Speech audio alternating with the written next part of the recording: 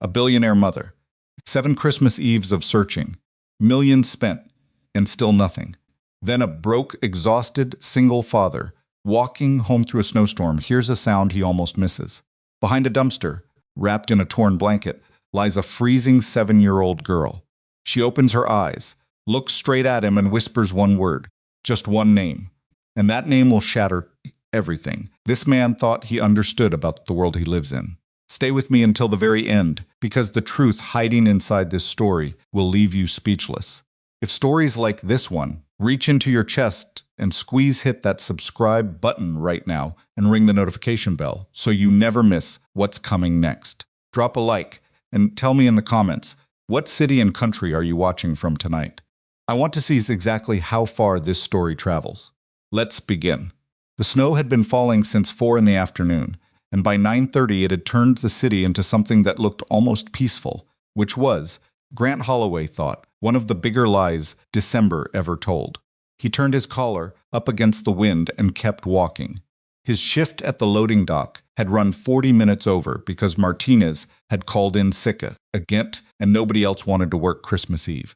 Grant had stayed, not because he was particularly noble about it, but because the extra 40 minutes meant an extra $14. And $14 was the difference between the present in his jacket pocket being wrapped in actual gift wrap or stuffed into a paper lunch bag with a piece of tape holding it shut. He'd chosen the gift wrap. Sadie was 8 years old. She deserved gift wrap. The bag hanging from his left hand carried a rotisserie chicken from the discount rack at the grocery store, marked down to $4 because nobody else had bought it, and a small container of mashed potatoes that had probably seen better days. Wasn't the Christmas dinner he would have chosen for his daughter if choosing freely. But he'd learned a long time ago, somewhere between his 3rd deployment and the dissolution of a marriage that hadn't survived his 4th, the distance between the life you imagined and the life you were actually living was a gap most people spent everything they had trying to pretend didn't exist. Grant had stopped pretending. He was 32 years old. He had a daughter who laughed at her own jokes before she finished telling them. He had a 1-bedroom apartment that smelled faintly of old carpet and radiator heat. He had calloused hands and a body that still moved the way the Navy had trained it to move quietly, economically, always tracking the edges of every space he entered. Old habits, the kind that didn't dissolve just because the uniform was gone. He cut through the alley behind the Meridian Shopping Center out of habit rather than intention. It was 11 minutes faster than the main road, and 11 minutes in this cold felt meaningful. The center itself was dark, had been closing early since October, when 2 of the anchor stores pulled out and the parking lot behind it was empty except for a rusted cart someone had abandoned near the loading bays and a scattering of black. Garbage bags piled against the dumpsters along the east wall. Grant walked without hurrying.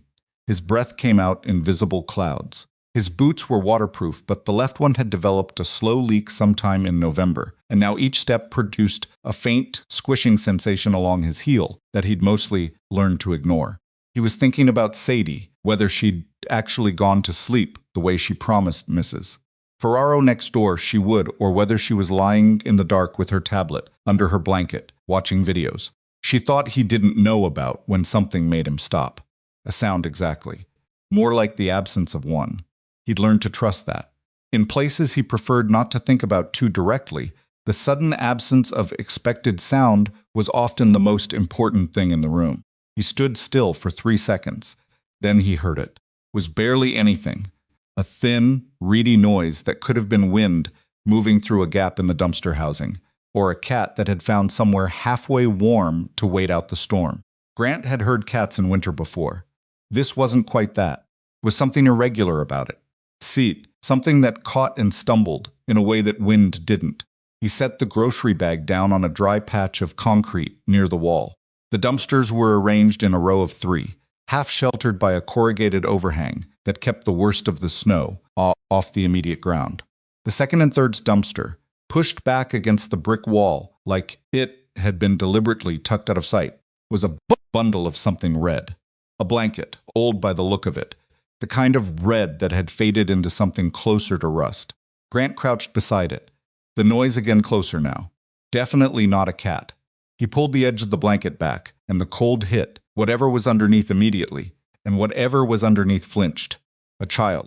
A small girl, 7 years old maybe, curled tight with her knees, pulled to her chest, and her arms wrapped around herself in the specific way children hold themselves when they've been cold so long they've run out of energy to shiver properly. Her hair was dark and matted with melted snow. Her face, what he could see of it, was the wrong color, too pale in some places, too red at the edges of her ears and along the bridge of her nose. She was wearing a coat that was too thin for December. Sneakers, no gloves. Grant didn't think. He pulled off his own jacket, the heavy one, the lined one, the one Sadie had picked out last winter at the thrift store, because she'd said the dark green made him look like a serious person. Dad? Just a random person, and wrapped it around the girl in one motion. His voice came out steady, which surprised him slightly. Hey, I've got you. I'm not going to hurt you. I've got you, okay? The girl's eyes opened. They were dark brown, and for a moment they didn't focus on anything. Then they found him, and something moved across her face that was almost recognition, though that made no sense. Because Grant had never seen this child before in his life. Her lips moved. He leaned closer. Cold, she managed. I know you're cold. I'm going to get help right now. He already had his phone out. Can you tell me your name? Can you do that for me? She swallowed. Her throat moved with visible effort. Maren, she whispered. Grant paused for just a fraction of a second. Maren wasn't an answer to the question he'd asked, and then his training overrode his confusion, and he was already dialing 911, already talking to the dispatcher, already providing the address with the particular crisp clarity of someone who understood that every unnecessary word was a second wasted. Female child, approximately 6 to 8 years old. Hypothermia, responsive but barely. Behind the Meridian Shopping Center on Callaway, East Loading Bay. I need an ambulance now. He stayed on the line. He kept one hand on the girl's back over his jacket, maintaining contact the way you did with someone who needed to know they weren't alone. He could feel how cold she was, even through the layers. Can you hear me? He asked. A small movement. Something that might have been a nod. Okay. Good. You're going to be okay. Help is coming. You just have to stay awake for me a little bit. She said the name again. Maren, Grant repeated carefully. Is that your name? But she didn't answer that. Her eyes were drifting. He kept his voice level, firm without being sharp. Stay with me, eyes open. What's your name? Sophie. It came out barely above a breath. Sophie, he held on to that. Okay, Sophie, I'm Grant. I'm right here. I'm not going anywhere. The ambulance took 7 minutes. It felt longer. Grant spent those 7 minutes talking quietly, steadily, about nothing in particular. He talked about Sadie. He talked about the rotisserie chicken in the bag that was going to get cold. He talked about the snow, how it always seemed to fall hardest, right before it stopped. He wasn't sure Sophie heard any of it, but he kept talking anyway because the alternative was silence, and silence in this particular kind of cold, at this particular moment, felt like something he wasn't willing to offer. When the paramedics arrived, they worked fast and professional, and Grant stepped back the way he'd been trained to step back out of the way, present but not interfering. One of the paramedics was a young woman with close-cropped hair and efficient hands, and she looked up at once while her partner worked and said, "You find her?" She say anything? A name. Sophie. And another name, Maren. Know if that's someone she knows or we'll figure it out. She turned back to her work. You staying? Yeah, Grant said again. I'm staying. He rode with them to County General, in the back, because when they'd loaded Sophie into the ambulance, she'd grabbed at his sleeve with surprising strength for someone who'd been barely conscious 30 seconds earlier, and he hadn't been able to bring himself to pull free. He'd called Mrs. Ferraro from the ambulance. Miss Ferraro, who was 67 and had arthritis in both hands, and watched Sadie sometimes without being asked to, picked up on the second ring. I found a kid, Grant said. Abandoned. I need to stay until someone comes for her, Mrs. Ferraro said. Not of course, or you're such a good man. Just go. Which was why Grant liked her.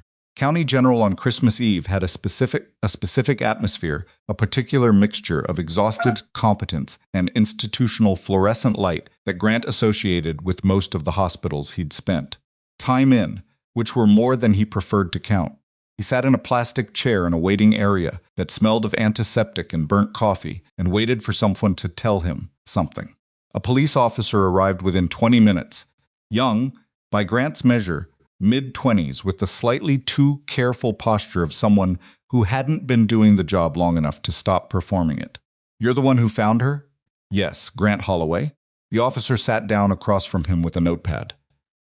Standard questions, standard order. Grant answered them clearly and without embellishment, the way he always did when talking to authorities, not because he was nervous, because clarity was faster. Faster meant everyone could get to the point where they actually figured out who Sophie was and where she'd come from. "She say anything to you?" the officer asked. "Before the paramedics arrived?" "Two names, her name Sophie and another name. Maren." The officer's pen slowed. "Maren," he repeated. "That's what she said." Something shifted in the officer's expression. He didn't say anything for a moment.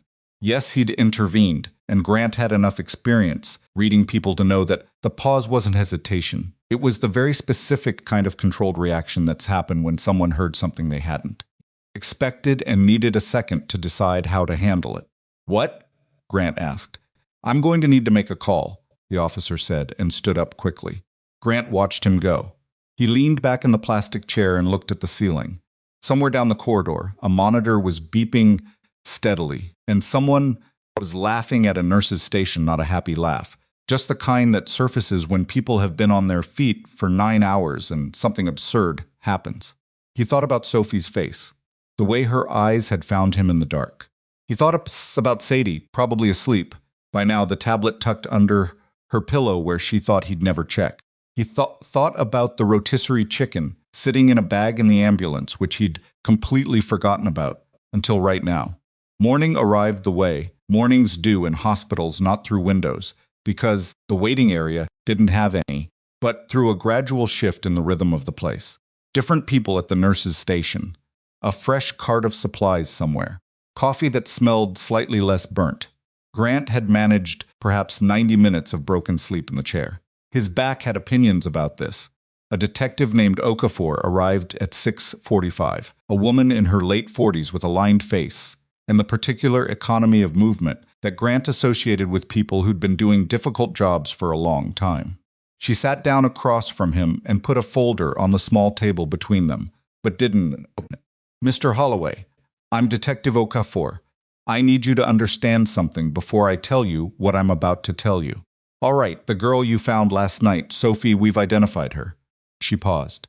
"Her full name is Sophie Whitlock. She's been missing for 7 years. Grant looked at her. 7 years, he said. She disappeared on Christmas Eve.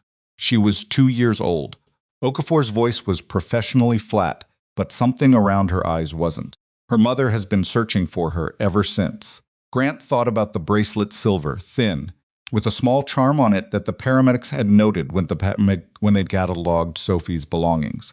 He hadn't paid particular attention to it in the moment, too focused on everything else. He said, "That's her mother."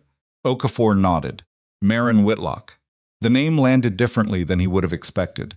He knew the name. Everyone in the city knew the name, in the way that certain names became ambient background noise after enough years, but he found he didn't have an immediate reaction to it. A missing child was a missing child. A mother was a mother. "She's been notified?" Grant asked. "She's on her way." Grant did not see the reunion. That wasn't his place, and he knew it without having to think about it. He sat in the corridor, outside Sophie's room, and waited. Yes, he'd intervened, and when he heard a sound from behind the closed door that he couldn't quite categorize somewhere but breath and a word, and a sound that had no clean name, he looked at the floor and kept his eyes there. But was still sitting there, 40 minutes later, when the door opened. Maren Whitlock was not quite what Grant had expected, and he couldn't have said precisely what he had expected. She was 30, according to what Okafor had mentioned, though the number didn't quite match what he saw. Not because she looked older, but because she looked like someone who'd been carrying more years than she'd actually lived. She was slight, dark-haired, with careful posture that looked like it had been maintained through sustained effort rather than ease. Was dressed in a way that communicated money without announcing it, which, in Grant's experience, was a more accurate tell than the other kind. Her eyes were red. She'd been crying recently and probably hard, and she hadn't bothered to address that before stepping out. She stopped when she saw him. She looked at him the way people looked at Grant sometimes, taking in the size of him, the stillness of him. No, the way he occupied a chair without quite relaxing into it. And then her expression shifted into something more calculated. "You're the one who found her," she said. "Yes." She crossed her arms. It wasn't a hostile posture, exactly. More like something she did when she needed a wall around herself, and this was the fastest one available. "What do you want?" she asked. Grant blinked once. "Excuse me? What do you want from this?" Her voice was even, controlled. "Obviously, that goes without saying. But what number are you thinking? Or is it something else, a position, a connection, publicity?" "Mrs. Whitlock." "Ms. Whitlock." He looked at her steadily. "I'm not going to say I'm not offended by the question, because I am. But I understand why you asked it." She waited. "I found a child in the cold. I stayed with her until she was safe. That's all that happened." He kept his voice level. "I don't want anything from you. I don't want money. I don't want a position. I don't have a publicist. I wasn't carrying a camera." He paused. Sophie needed help. "I was there. That's it." Maren studied him for a long moment. Whatever she was looking for, Grant didn't know if she found it. "That's a very clean answer," she said finally. "It's the true one." A beat of silence. "She kept saying your name this morning," Maren said. And something in her voice shifted very slightly, a hairline crack in the controlled surface. "Before she went back to sleep. She kept saying it. Grant stayed. Grant stayed with me, over and over." She swallowed. "She doesn't even know you." "She does a little," Grant said. "We talked for about 7 minutes while we waited for the ambulance. I have a daughter. She knows I was worried about a rotisserie chicken getting cold." Something moved across Maren's face. Not quite a smile. Something that would have been one in a different moment. "That's an odd thing to tell a frightened child." "It made her keep her eyes open," Grant said. "Worked well enough." Sophie remained in the hospital for 3 days. Hypothermia, mild frostbite on 2 fingers of her left hand, malnutrition that was concerning but not critical. The doctors were cautious with their language around Maren, which Grant gathered was a professional habit they'd been burned before, by saying something too certain and having to walk it back. Grant visited twice more, not at Maren's invitation, she hadn't made one, but because Sophie had asked. Specifically and repeatedly, according to the nurse who'd called him, with the particular relentlessness of an 8-year-old who has identified something she wants and intends to have it. The second visit, Maren was there. They sat on opposite sides of Sophie's bed, which was a small but distinct geography, and Sophie talked haltingly at first, then with increasing urgency about pieces of what she remembered. Other houses, different adults, a woman with red fingernails who'd told her never to tell people her last name, a big Christmas tree somewhere with ornaments that were all the same color, gold, like someone had bought them in a matching set. 8-year-old Sophie had apparently found deeply unsatisfying. Because Christmas trees are supposed to be different. That's the whole point. Grant glanced at Maren across the bed when Sophie said that, was looking at her daughter, with an expression that was trying to be calm and wasn't quite getting there. "The lady with the red nails," Grant said carefully. "Did she ever say why you couldn't tell people your name?" Sophie chewed her lip. "She said it would make my mom sad." "But that didn't make sense, because if mom was already sad, then why would saying my name make it worse?" "Sophie," Maren's voice was tight. Sophie looked at her mother. Something passed between them. Some communication that Grant wasn't part of and didn't try to be. Sophie said finally. "She just said not to. So I didn't." She'd paused then and picked at a loose thread on her hospital blanket. "I thought about saying it anyway sometimes," she admitted. "I just didn't know who to say it to." The room was quiet for a moment. "I'm glad you said it to me," Grant said. Sophie looked at him. "I almost didn't. You looked really big." "I've heard that." "Sadie's not scared of you, though. Sadie's known me since, before she had opinions about things." Sophie seemed to consider this as a reasonable explanation and returned to the thread on her blanket. Grant could feel Maren looking at him from across the bed without looking up. He didn't meet her eyes. This wasn't a moment that needed anything added to it. He brought Sadie on the 3rd day, which he'd thought carefully about first. Sadie was 8. She was old enough to understand that something serious had happened, and young enough that she would respond to it without the layered self-consciousness that came later. She'd been asking about the girl you found, Dad, since Christmas morning, with the focused intensity she applied to things she'd decided were important. They arrived in the afternoon, when the hospital had its quieter rhythm. Sadie walked in holding Grant's hand, which she'd been insisting for 2 years she was too old to do, and still did anyway in certain situations, and stopped in the doorway of Sophie's room and looked at the girl in the bed. Sophie looked back, Sadie said. Hi, Sophie said. I'm Sadie. Your name is Sophie, yeah. Sadie considered. That's almost the same name. No, it isn't. They both end in the same sound. That's almost the same. Sophie squinted at her.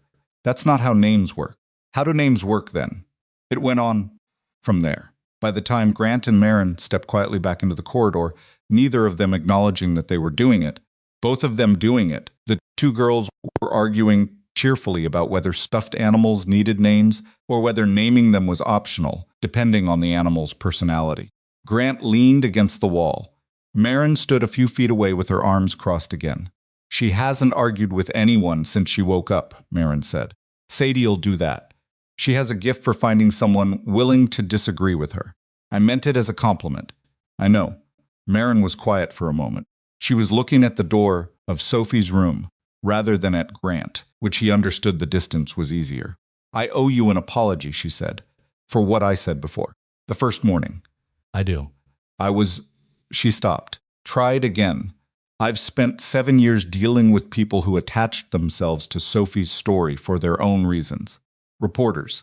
People claiming to have information who wanted money. Someone who actually showed up at my office claiming to be Sophie. She paused. She was 23. Grant looked at her sideways. You couldn't have known, he said. And honestly, I'd rather have a mother who asks hard questions than one who doesn't. Turned her head slightly to look at him. You're very reasonable for someone I insulted. I've been insulted by better-funded people, Grant said. It wore off. She almost smiled again. Same not quite smile as before. He was starting to understand. It was what she had instead of the other kind, at least for now, not from coldness. From the specific exhaustion of someone who'd been holding themselves together by force of will for so long that the muscles involved had forgotten how to relax.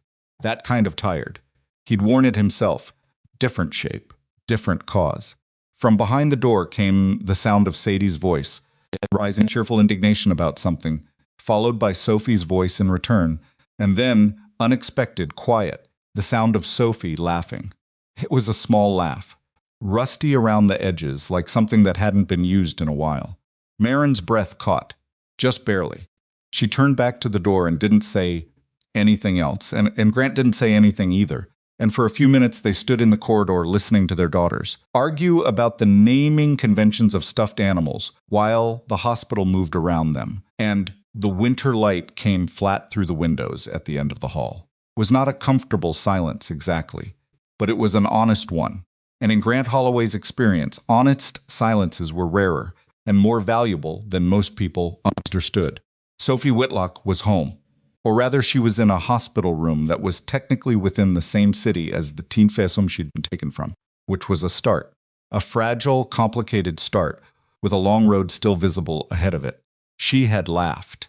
And, in the corridor outside her room, the woman who'd spent 7 years searching for her, and the man who'd found her in 20 minutes stood in the quiet and listened, and neither of them spoke.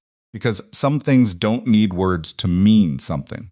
Sophie came home on the 28th of December, 3 days after Christmas, in a black SUV with tinted windows that Maren had sent because she didn't own anything smaller and hadn't thought about whether a black SUV with tinted windows was the right vehicle to bring a traumatized 8-year-old home in. It wasn't, as it turned out. Sophie sat in the back seat with a stuffed rabbit that Sadie had pressed into her hands at the hospital without asking, Grant without ceremony. Just walked over and put it in Sophie's lap and said, his name is optional. You can rename him if you want, and looked out the window at the city, moving past, without saying anything for the entire 40-minute ride. The woman Maren had hired to accompany her, a kind-faced social worker named Patricia, who's had 17 years of experience with traumatized children, sat beside Sophie and matched her silence with professional patience.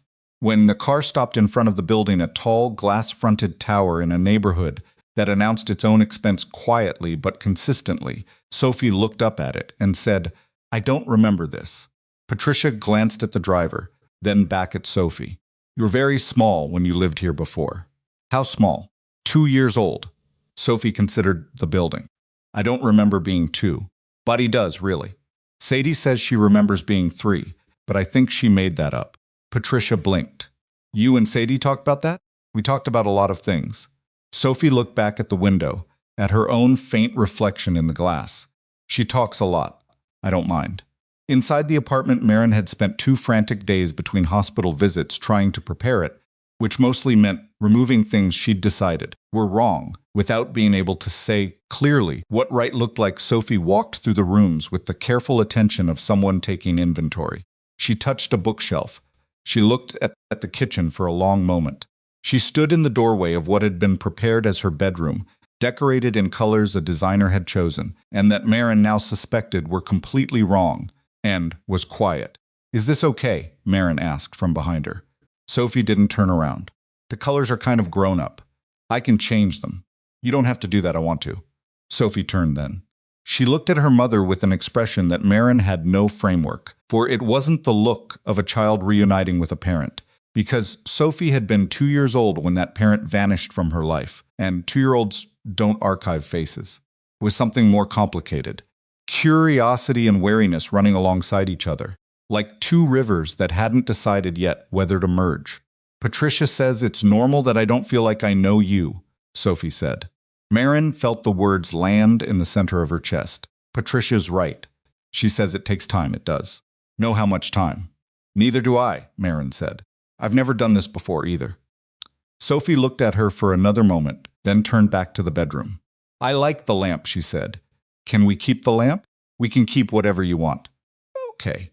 Sophie walked in and sat on the edge of the bed and looked at optional the rabbit in her hands. Okay, it wasn't resolution. It wasn't the reunion Maren had spent 7 years imagining in various forms. It's the embraces, the tears, the wholeness of it. It was a small girl sitting on a bed in a room that wasn't yet hers, holding a rabbit that belonged to someone else's daughter, trying to find the edges of a life she'd been returned to, but didn't yet recognize. Maren stood in the doorway and watched and did not go in, because going in felt like the wrong thing, and she was trying very hard to stop doing wrong things out of desperation. It was the hardest thing she'd done in 7 years. And 7 years had contained some genuinely hard things. She went to make tea she didn't want because she needed to do something with her hands. The investigation reopened officially on the 27th, 1 day before Sophie came home, when the department assigned Detective Okafor as lead with a team behind her. The bracelet had been the first thread, a custom piece, silver with a small enamel charm, that records showed had been made for Sophie's 2nd birthday by a jeweler in the city's east side. The woman who'd made it still had the orders in her files, because she kept everything in paper ledgers and had a good memory for the children her pieces were made for. Okafor worked methodically, the way she always did, which meant she was simultaneously the most reassuring detective Maren had ever dealt with, and the most frustrating, because methodical didn't mean fast. Had spent 7 years paying private investigators who moved faster and found nothing. She was trying to learn patience. She wasn't particularly good at it. The problem, Okafor told her, sitting across from Maren in the apartment's living room on the evening of the 29th, is that 7 years is a long time. Physical evidence degrades. People move. People die. People's memories shift in ways they don't even notice. "I know that," Maren said. "Then you know this will take time. What I know and what I can tolerate aren't the same thing." Okafor looked at her steadily. She had that quality of stillness that certain experienced people develop, not passivity, but a kind of rooted calm that didn't absorb the anxiety in the room. "Sophie's memories are our best current asset," she said. "We have to be careful about how we access them. A traumatized child's memory is not a filing cabinet." "I that too. Does Sophie know you're meeting with me tonight?" Maren glanced toward the hallway. Patricia had stayed on through the week, sleeping in the guest room, and Sophie was currently in her bedroom with the door 3/4 shut, which Patricia had indicated was healthy, the 3/4 measure being Sophie's own calibration, wanting it fully open and not yet able to want it fully closed. She knows you're here, Maren said. She's the one who told me to tell you about the tree. Okafor's pen paused. What tree? The Christmas tree, with the all-gold ornaments. Maren folded her hands in her lap. She mentioned it to me this afternoon. She said she kept thinking about it because it bothered her. She said there was something else in the room with the tree, something she keeps seeing when she tries to remember, and she doesn't know what it is. Can she describe it? A shape. She said it looks like a letter or a symbol, but she doesn't know which. Kaffer wrote something in her notebook. I'd like to talk to Sophie tomorrow, with Patricia present. Sophie asked if she could draw it instead of describe it, Maren said. She said drawing is easier than talking about things that are fuzzy. Drawing is fine. Drawing is often better. Maren looked at her hands. She's been drawing a lot since she got home. She drew a picture of Optional the rabbit this morning. She drew a picture of the view from her window. She paused. She drew a picture of Grant Holloway. Okafor looked up. I didn't ask her to, Maren said quickly. She just did it. She left it on the kitchen table. She stopped. Started again. It was a good likeness, actually. She's never had lessons. She got the shape of his face right. Children remember the people who help them in moments of crisis, Okafor said, carefully neutral.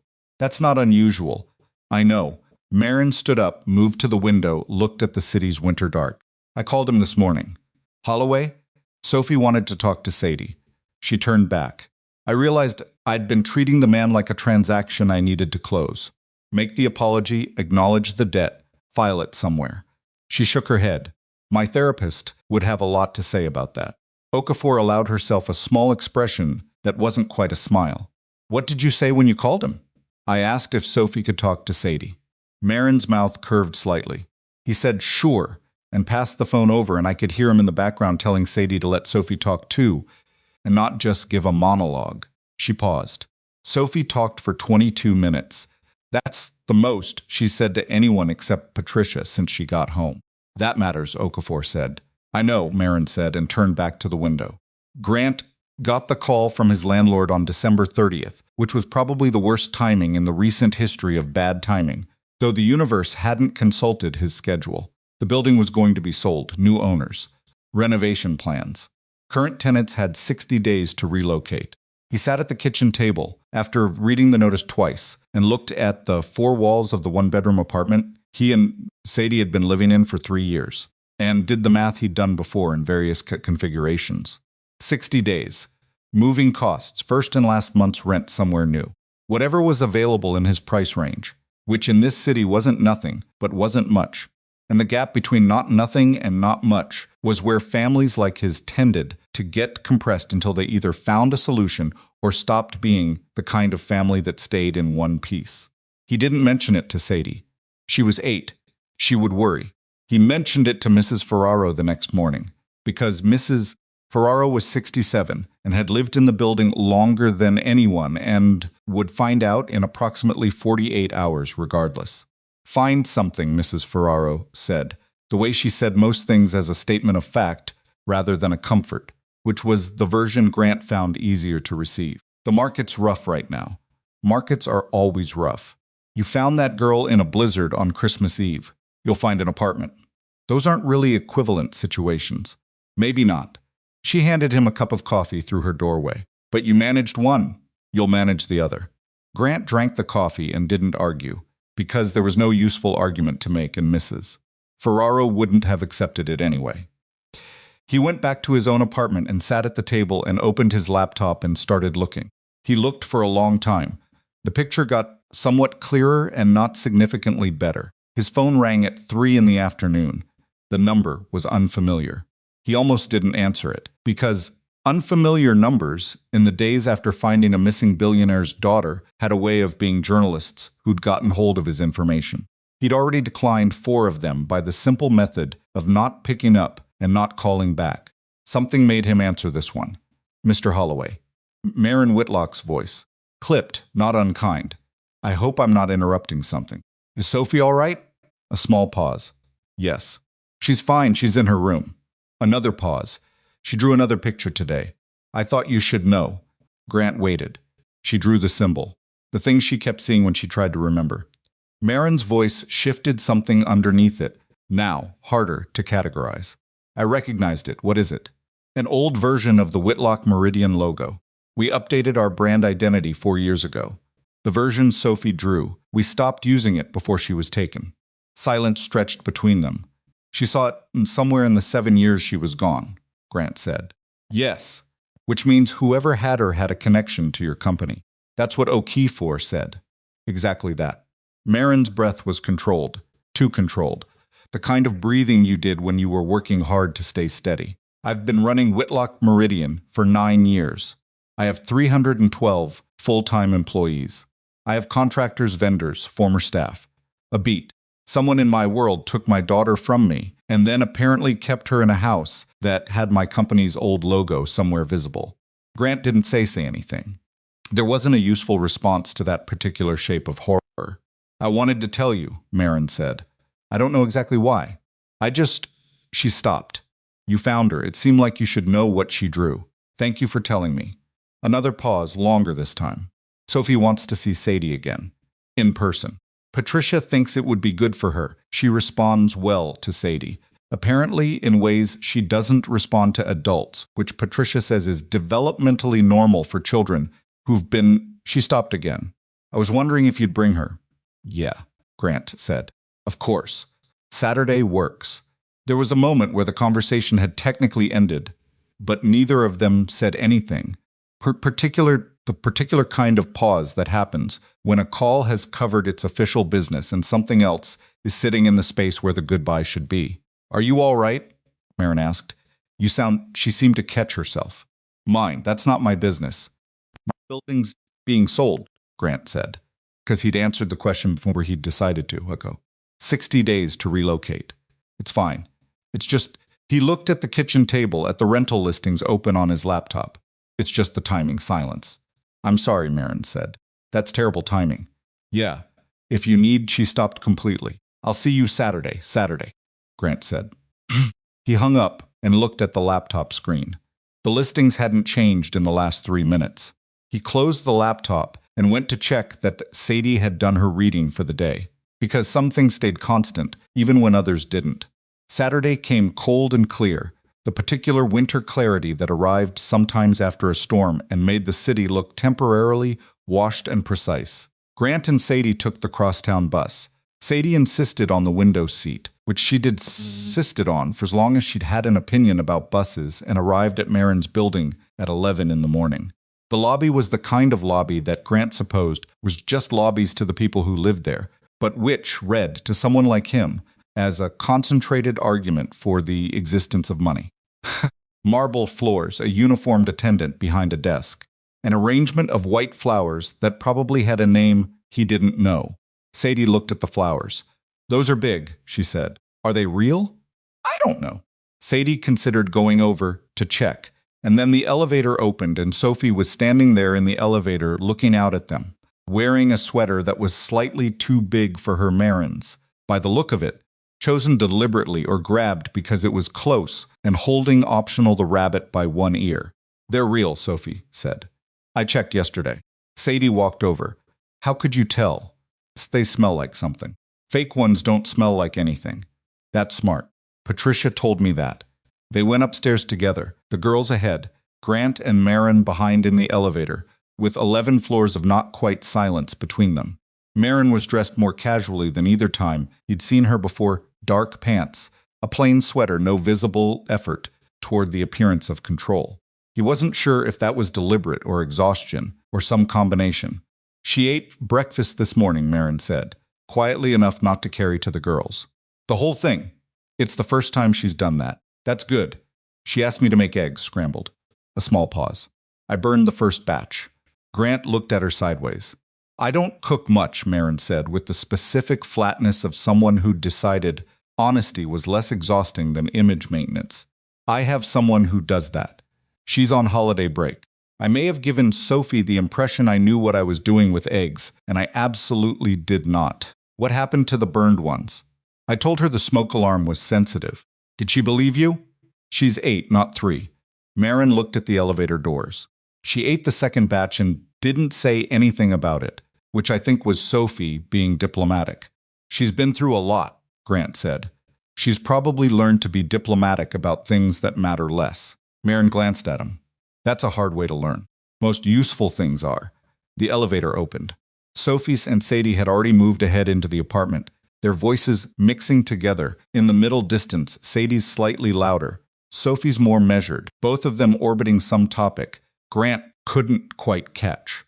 The apartment was large and had the air of a space that had been decorated by someone with taste and expertise, and no particular insight into the person who lived there. That was changing.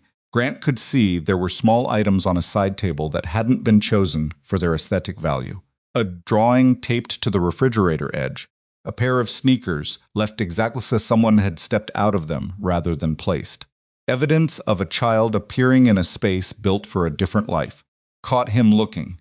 The designer wanted to come back and restore the visual coherence, she said.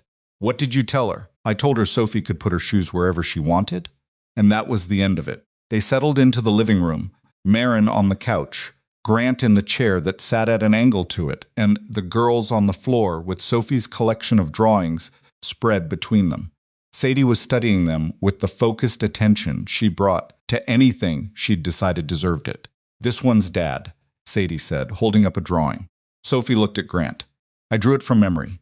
I see that, Grant said. You got the stubborn part of the jaw right. What's the stubborn part of a jaw? Part that looks like it's not going to move even if you ask nicely.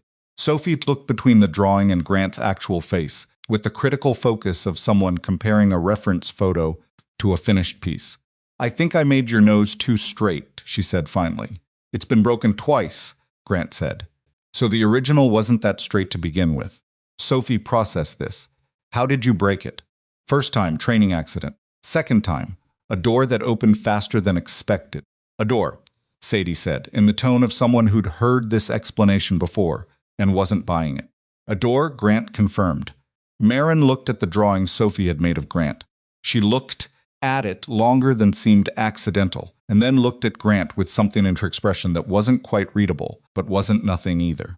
She drew the whole family, Maren said. Look, Sophie had spread the drawings out without hierarchy, which was its own kind of statement. There was Grant's face. There was Sadie, rendered with slightly more confidence, because she'd had the subject present to observe. There was optional the rabbit. There was the view from the bedroom window, and there in the corner of one page, smaller than the others, but in the same assured line, a woman's face. Dark hair, careful posture, even in a child's drawing. Maren, drawn by the daughter, who didn't remember her face. Perhaps not remembered exactly, but arriving at it anyway, the way certain things move toward each other by instinct rather than by recognition. Sophie, Maren said, and her voice had that hairline crack in it again. That's you, Sophie said. Sophie said, not looking up from the drawing she was sorting. Doesn't look exactly right. I couldn't see a picture of you when I was there, so I had to do it from... She stopped, seemed to search for the word. From thinking about what you might look like. The room was quiet. It looks exactly right, Maren said. Sophie glanced up at her. Something moved between them, brief, unannounced, the size of a small piece of progress, and then Sophie looked back at the drawings.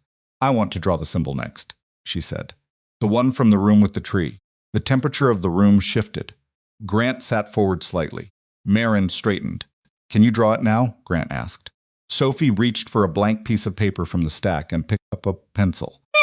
She worked slowly, the focused kind of slow that meant she was pulling something from a place she had to reach carefully to reach. When she set the pencil down, the shape on the paper was clear, two interlocking shapes with a line through the center, stylized but unmistakable.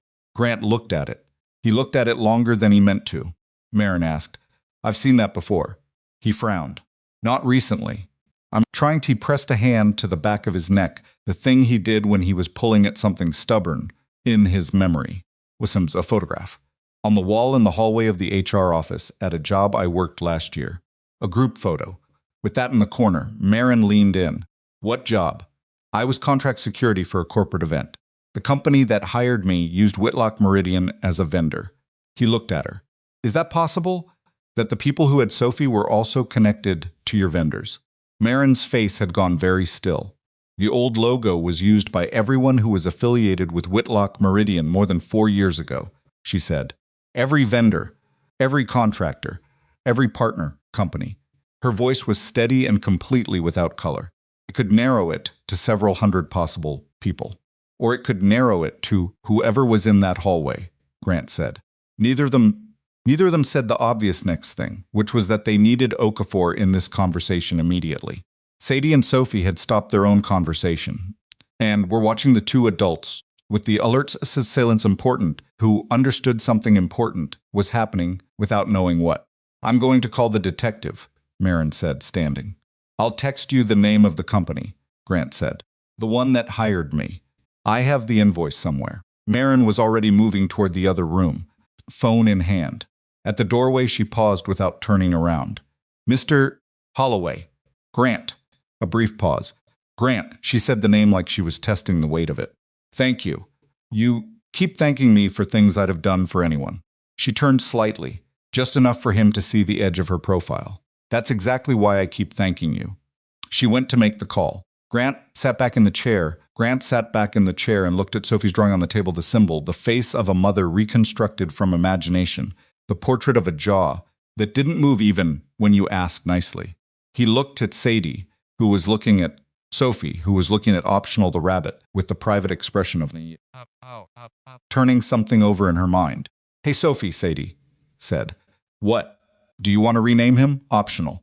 "I meant it." Sophie considered the rabbit. She turned it over in her hands, looked at its face. She said, "Not yet, though." "Okay," Sadie leaned her head on her hand. "I'll tell you something. His actual name before I named him Optional was Mr. Buttons, but that felt like too much pressure." Sophie looked at her. "Mr. Buttons, don't judge me. I was 6. That's a terrible name. That's why he's optional now." Sadie picked up one of the drawings. "Can I have one of these? One of the ones you didn't use." Sophie looked at the blank sheets. "You can have one of the other ones too if you want." Sadie looked at her carefully. "Which ones are the other ones?" Sophie picked up the drawing of Sadie, the one with more confidence in the line, and held it out. Sadie took it and held it up and looked at it and didn't say anything for a moment. "No. You made my ears better than they actually are," Sadie said. "I thought your ears were fine. They stick out. That's not bad." Sadie lowered and looked at Sophie with the direct, uncomplicated seriousness of a third grader who'd made a decision. "I'm going to put this on the refrigerator." "Your dad's refrigerator?" "You can see it when you come over." Sophie was quiet for a moment. "You want me to come over?" Sadie blinked at her like the question was strange. "Obviously." Another small pause. "Okay," Sophie said. She said it the same way she'd said it that first night in the apartment with her mother. Small, careful. The word doing a lot of work for something so short. But this time there was something underneath it. Not resolution. Wholeness. Just the early provisional shape of something that might, given enough time and enough keeping, these meanings eventually come one or the other. From the other room came the low sound of Maren's voice talking to Okafor, steady and specific, the way she talked when she was holding herself together on purpose. Outside the window, the city moved through its winter morning, indifferent and constant, the way cities did regardless of what happened inside them. In the living room of a too-large apartment that was slowly, awkwardly, stubbornly being made into a home, 2 girls sat on the floor among drawings and debated the relative merits of rabbit names while the people who loved them worked, in their separate ways, at the hard and ongoing work of repair.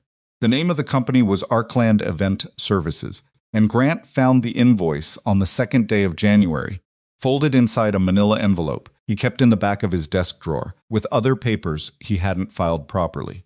Because filing properly required a filing system, and a filing system required the kind of organizational energy that ranked below keeping the lights on and feeding Sadie. He texted it to Maren at 9 in the morning.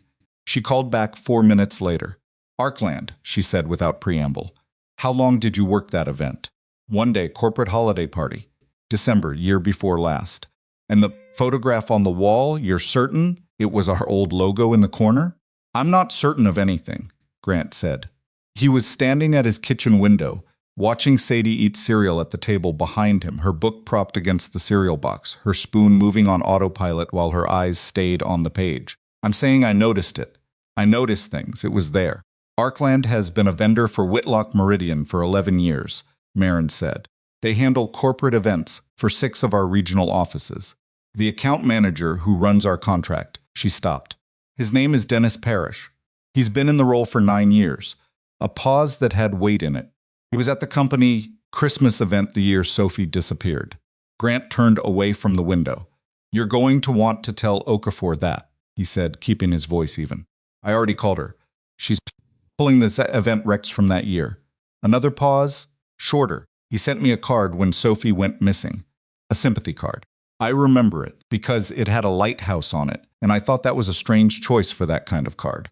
Grant didn't say anything to that. There wasn't anything useful to say. He's still working the account, Maren said. He was in my building 6 weeks ago for a quarterly review. Her voice was controlled, but it was the control of something under considerable pressure, the way a pipe sounds before it gives. I shook his hand. Maren. It was the first time he'd used her name, without the prompt of her correcting him. No yet, Okafor has to establish it. Don't, he searched for the right word. Get ahead of the evidence. I'm not getting ahead of anything. I'm telling you what I know. I understand. Do you? The control slipped a fraction. 7 years, Grant. 7 years I paid investigators. I gave interviews. I sat across from police detectives and answered the same questions 18 different ways, and none of them ever once looked at the people inside my own professional life. They looked at strangers, ex-employees with grievances, competitors, ransom scenarios that went nowhere, she breathed. The whole time, Dennis Parrish was filing quarterly reports and sending Christmas cards with lighthouses on them. Grant listened. He let her say it, all of it, because some things needed to be said out loud before they could be dealt with properly. If it's him, Grant said. If, then you weren't stupid.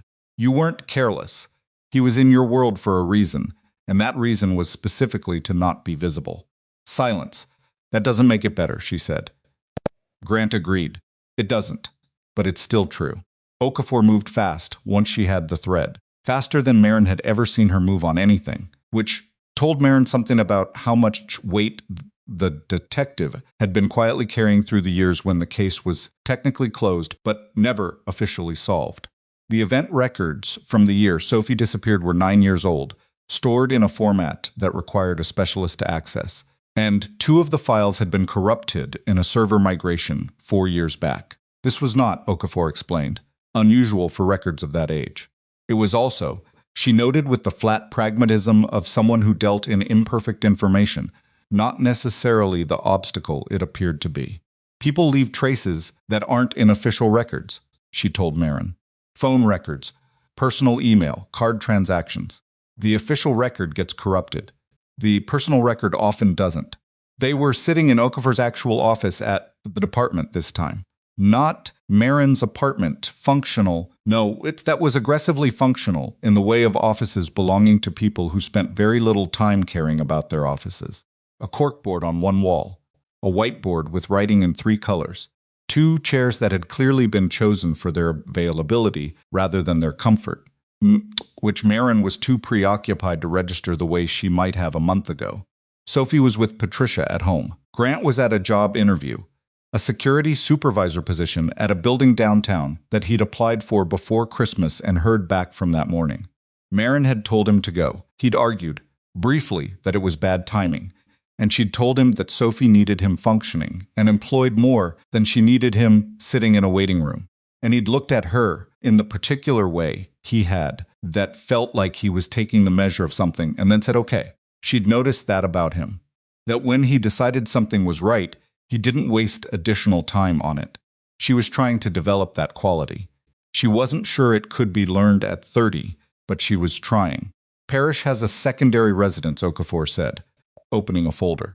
A property in his mother's name, 40 miles outside the city. She died 6 years ago. The property stayed in her estate for 2 years and was then transferred to Parrish directly. She looked up. We found it because a neighbor filed a noise complaint 3 years ago about a generator running overnight. The address listed on the complaint matched the property. What's on the property? Maren asked. A house. Modest. Hasn't been used in at least 18 months according to the utility records. Okafor paused. We're getting a warrant. How long? Judge owes me nothing, and the evidence is circumstantial so far. 48 hours, maybe 72. Maren put both hands flat on her knees. And Parrish is currently going about his business. We're watching, not touching. If we touch too early and the evidence at the property doesn't hold up, he walks. Okafor's voice was precise. You want me to move faster? I'm telling you that moving faster is how you lose a case that took 9 years to find. Looked at the corkboard. Someone had pinned Sophie's hospital photo there. Not the one from the news, but a cleaner one that the department had taken. Sophie in a hospital gown, looking at the camera with the wariness she wore like a second skin in those first days. Her dark eyes, the silver bracelet on her wrist, photographed separately and pinned beside her. There's something else, Okafor said. The tone was careful enough that Maren looked back at her. The card transactions. Parrish's personal account. Okafor set a printed sheet on the desk between them. Recurring withdrawals. Cash, starting 9 years ago. Every 6 weeks for the first 3 years. Then monthly. Then they stop. 18 months ago. Maren looked at the sheet. The amounts were consistent. Not enormous, the kind of money that moved beneath the level of automated flagging, sized deliberately to avoid notice. He was paying someone, Maren said, or multiple someones. Cash withdrawals that size could cover 2 or 3 people. To keep Sophie. To maintain whatever arrangement he had. Okafor's voice didn't soften, but it was the unsoftened voice of someone choosing honesty over comfort as an act of respect rather than carelessness. The payments stopping 18 months ago correlates with Sophie being left behind. Whatever the arrangement was, it ended. Either the money ran out, or whoever he was paying decided the risks outweighed the payment, or both. Was very quiet for a moment. She was abandoned, she said. Just once, she was kept, and then she was abandoned again, when it stopped being convenient. It appears that way.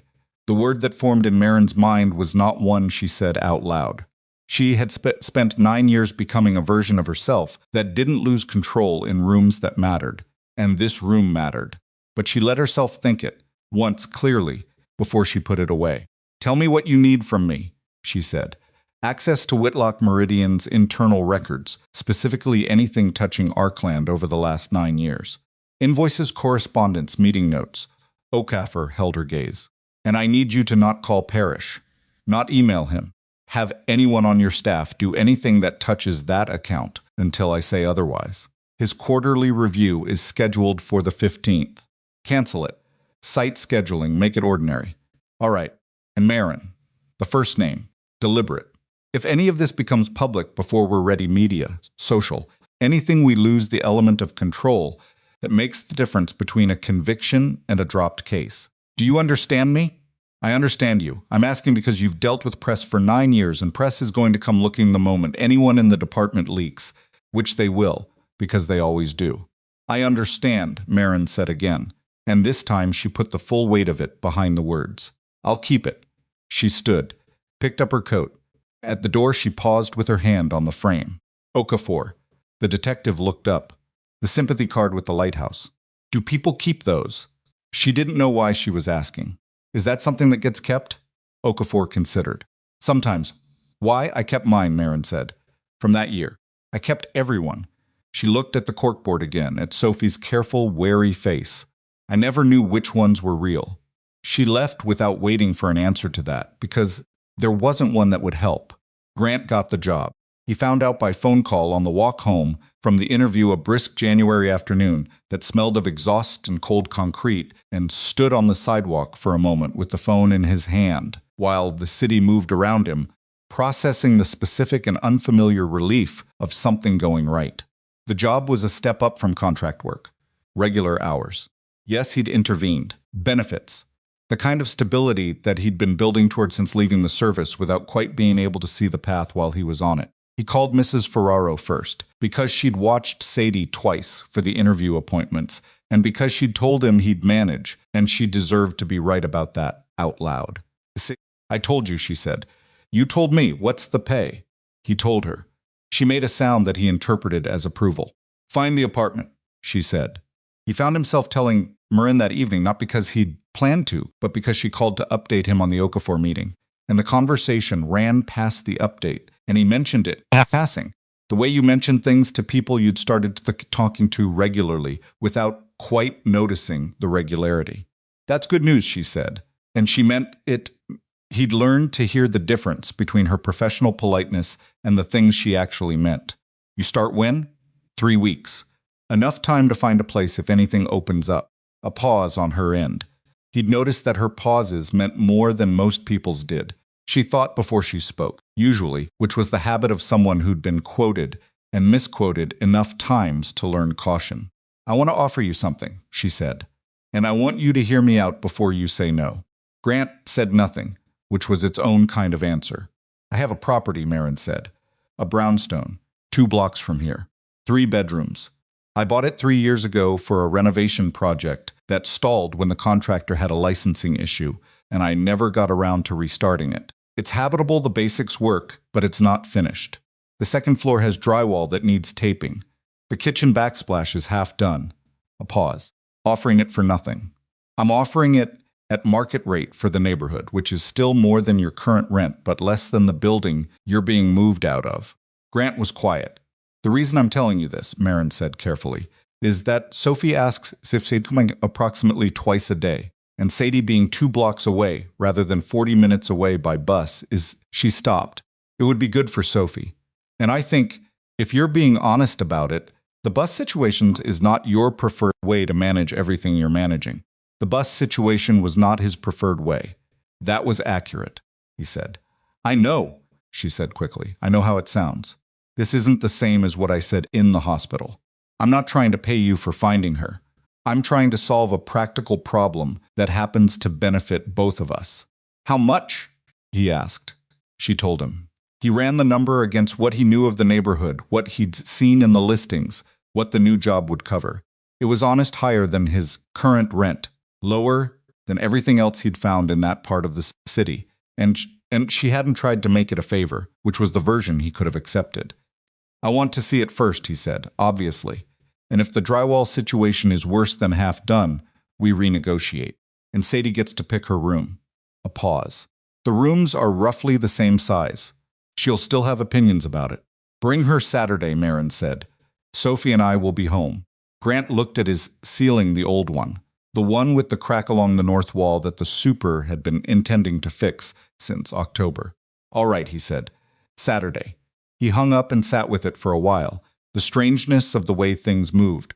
The way one night in a snow-covered alley had rearranged the geography of his life in ways he couldn't have predicted, and wasn't sure yet how to categorize. He didn't have a clean feeling about it. It wasn't gratitude or discomfort or warmth. It was something more complicated than any single name covered. He was still thinking about it when Sadie came in from the other room and said, "What's for dinner?" And the question pulled him back to the immediate and the manageable, which was, he'd found often exactly the right direction. The warrant came through on the 63rd hour. Okafor called Maren at 7 in the morning. We're going in today, she said. I'll call you when I know what we have. Maren sat with her phone after the call and didn't move for several minutes. Sophie was still asleep. She slept later than she used to, Patricia said, which was the body recovering from years of disrupted rest. Patricia was in the kitchen making the breakfast that Maren had been attempting to learn to make herself with varying results. She texted Grant. 3 words, warrant, came through. His response was immediate. Call me after. She looked at those 3 words for a moment. With such simple thing, call me after, and she understood that he meant it exactly as it was written, as an offer of something complicated or conditional.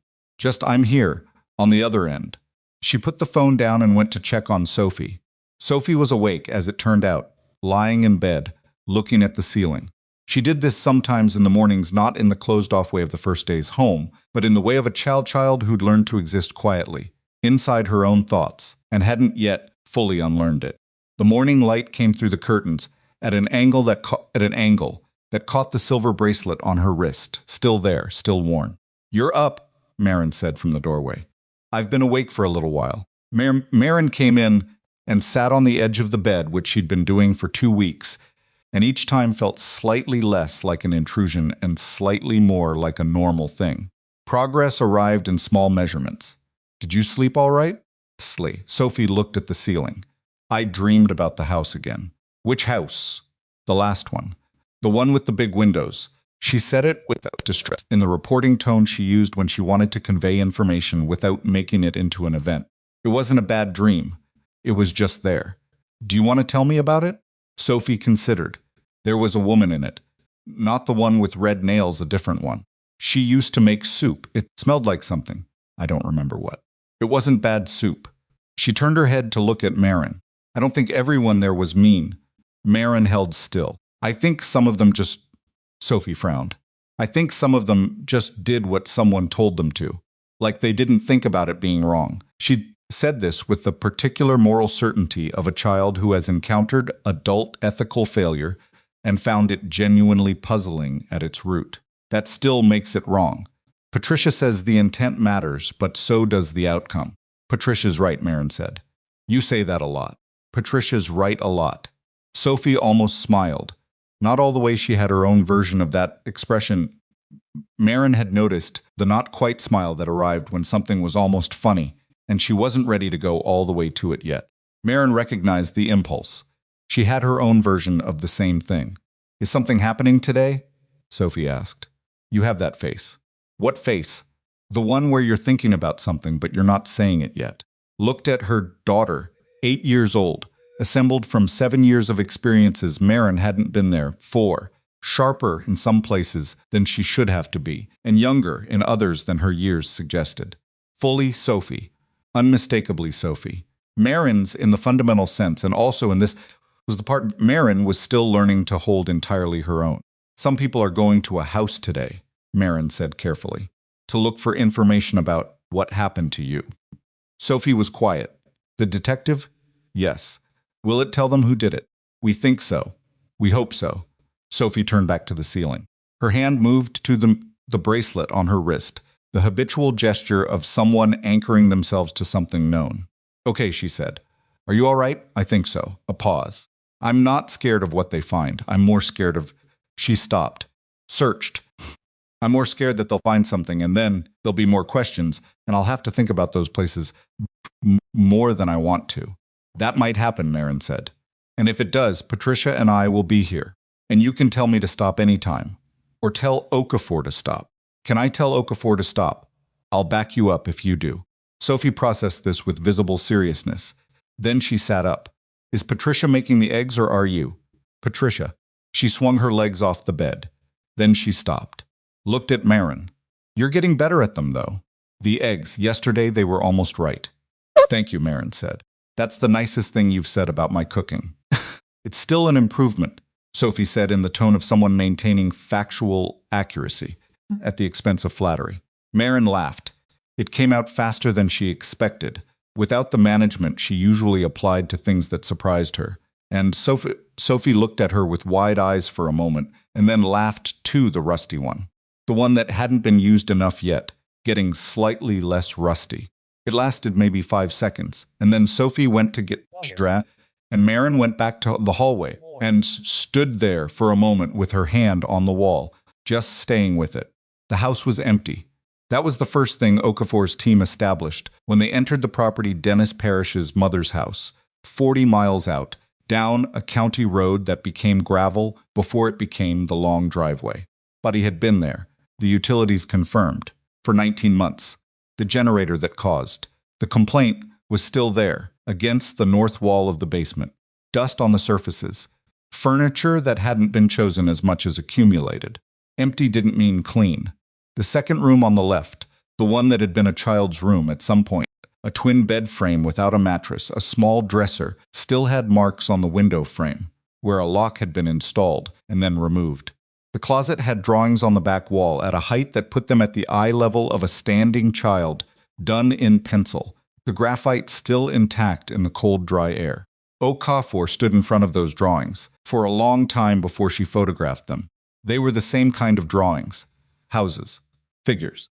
One figure consistently larger than the others, with the particular proportions of a drawing made by a very young child, head slightly too big, legs too long, arms in the wrong place. And in the corner of one drawing, small but definite, a bracelet on a wrist, a thin line with a small circle attached. She called Maren at 11:47. We have evidence, she said. Substantial evidence. I can't give you details yet, but I need you to be prepared for this to move fast. How fast? Parrish has a regular lunch. Same restaurant every Thursday. Today is Thursday. Pause. We'll pick him up there. Quietly, before he has a reason to move anything or contact anyone. Maren's hand tightened around the phone. You're doing it today. She breathed in slowly, out slowly. What do I do? Stay home. Don't contact anyone at Whitlock Meridian until you hear from me. And Maren, the first name again, carrying something heavier than it usually did. The drawings in that room. Your daughter drew on the wall. I wanted you to know that before you hear it any other way. What did she draw? Houses. People, she drew you. Okafor's voice was as steady as she could make it, which was steadier than most people could manage. She drew a figure and labeled it in the handwriting of a very young child. She wrote Mom. The word didn't hit Maren like she expected. She'd braced for something sharp and got something that was bigger than sharp, something with no clean shape and no clean edge. She put her hand against the kitchen counter and kept it there. Okay, she said, her voice held. She remembered you, Okafor said. Whatever they did, they couldn't take that. Maren didn't trust herself with words right then. She said Okafor's name as a form of acknowledgement, and Okafor understood because that was the kind of detective she was. And the call ended. She called Grant. He picked up on the second ring. She didn't explain everything. She said they found drawings, Sophie's drawings, on the wall of the room where she was kept. She wrote Mom on one of them. Grant was quiet on the other end. They're picking Parrish up today, she said. Are you alone? Patricia's here. Sophie's here. A pause. Do you need me to come over? She almost said no. It was the automatic answer. The one that lived at the front of the line, because she'd spent 9 years building a life that didn't need people to come over in a crisis, that handled its own crises internally and systematically and without vulnerability in places where vulnerability was visible. She let herself think about it for an actual moment. She said, if you can, I'll get Mrs. Ferraro for Sadie. Give me 40 minutes. He made it in 35, which given the bus and the cold said something about how he'd moved. He arrived without flowers, or prepared words, or any of the things people brought to grief, which was correct, because it wasn't grief exactly, it was something that needed less management and more company. He came in and Patricia brought coffee, and they sat at the kitchen table while the city did its business outside and waited for Okafor to call. Sophie came out of her room after a while and looked at Grant.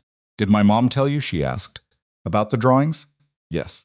Sophie came and sat at the table too, pulling her knees up to her chest in the chair the way she did sometimes. The hold-yourself-together posture that she used less than she used to, but hadn't stopped using entirely. I used to draw all the time there, she said, because there wasn't a lot else to do. She looked at the table. Anyone was going to find them. That's okay, Grant said. She picked at the edge of her sleeve. I just wanted someone to know I was there. The kitchen was quiet. Someone knew, Maren said. Her voice came from a careful place measured, because the alternative was not measured. And this was Sophie's moment, not hers. The right people know now. Sophie nodded. She didn't say anything else. But she stayed at the table, between Maren on one side and Grant on the other. Particular way, she was starting to do not leaning into either of them, requiring anything, just choosing the proximity. The call from Okafor came at 2:17 in the afternoon. Looked at the screen, took one breath, picked up. He's in custody, Okafor said. It's done. Maren closed her eyes for 1 second. He didn't run, Okafor continued. He walked out of the restaurant, saw the team, and sat down on the curb. Just sat down. A pause that carried something complicated in it, like he'd been waiting for it. Maren opened her eyes. Sophie was watching her from across the table. Okay, Maren said. Thank you. She put the phone down. Sophie was still looking at her, reading her face the way she read everything with the careful intensity of a child who'd learned, young, that adults' faces contained information their words didn't always match. They got him? Sophie asked. Yes, Sophie was quiet for a moment. She looked at Optional the rabbit, which she'd brought to the table with her, and set by her coffee cup like it needed to be there for this. She touched its ear. Good, she said, just that. Not relief exactly, and not triumph. Just the flat, settled sound of a door that had been open for 9 years finally swinging shut on its hinges. Grant reached across the table and set his hand down near Sophie's, not on it, not demanding anything, just there. An available thing. Sophie looked at his hand. She put hers on top of it. Outside, January moved past the windows, indifferent and ordinary. And inside the kitchen, 4 people sat around a table that had seen burned eggs and difficult phone calls and the drawings of a child on a wall 40 miles away, and the complicated, unfinished work of what came after the worst of it began, quietly and without ceremony, to be enough. Dennis Parrish did not say much in the first interview. He sat across from Okafor, with his hands folded on the table in front of him and a lawyer beside him, who'd arrived within 2 hours, which told Okafor something about the kind of preparation a person made when they'd been waiting 9 years for a particular knock on a particular door. He was 54 years old, gray at the temples, the kind of face that read as unremarkable in every setting, the face of someone who managed accounts and attended quarterly reviews and sent sympathy cards with lighthouses on them, and was forgotten the moment he left the room. He had worked inside Maren Whitlock's professional world for 11 years, and had been, by every available measure, entirely invisible. Was Okafor had come to understand, not an accident. The lawyer advised him to say nothing, and he said nothing. And Okafor laid the evidence out methodically anyway, the property records, the cash withdrawals, the photographs from the room where Sophie had been kept, the drawings on the closet wall, because sometimes you put the evidence on the table, not to get a confession, but to let the person across from you sit with the weight of it, to let the reality of what's been documented settle into the room like weather. Parrish looked at the photograph of Sophie's drawings for a long time. His lawyer said something in his ear. He nodded without moving his eyes. "Mr. Parrish," Okafor said. "The woman in the drawings, the woman labeled Mom. Sophie Whitlock was 2 years old when she was taken. She remembered her mother. She drew her on the wall of the room where you arranged to have her kept. She's let that sit for a moment. I want you to think about what that means." His lawyer touched his arm. Parrish shook his head slightly, and then he said, "I didn't touch her. I want that on record. I arranged for her to be cared for. I paid people to take care of her." The lawyer closed his eyes briefly. "Mr. Parrish," he started. "I know." Parrish looked at the table. It wasn't a full confession. It wasn't a detailed accounting. But it was a crack, and Okafor had spent 20 years learning that cracks in the first interview were the structural thing. Once they appeared, they widened. She thanked him for his cooperation in the measured way she had, and ended the session, and went out into the corridor, and called Maren. "He spoke," she said. "He'll talk. It'll take time, and there will be negotiation through his lawyer, but he'll talk." Maren's breath on the other end. "Why? Why will he talk?" "'Cause he's been carrying this for 9 years, Okafor said. "And he sat down on a curb when he saw us coming. That's not a man who's been plotting his escape. That's a man who's been waiting to stop carrying it." "Why did he do it?" Maren asked. "Why did he take her? We don't have the full picture yet. But based on the financial structure," Okafor paused, "we think there was a third party. Someone who wanted leverage over you. Parrish was the mechanism, not the source." Maren was quiet for long enough that Okafor waited it out. "Someone wanted leverage over me," Maren said finally. "And they used my daughter. That's what the evidence is pointing toward. We're still building it." Another silence. "Then tell me when you know more." "I will." The call ended. Okafor stood in the corridor for a moment and looked at the closed door of the interview room. Through the small window, she could see the back of Parrish's head. Still, his lawyer, speaking in his ear.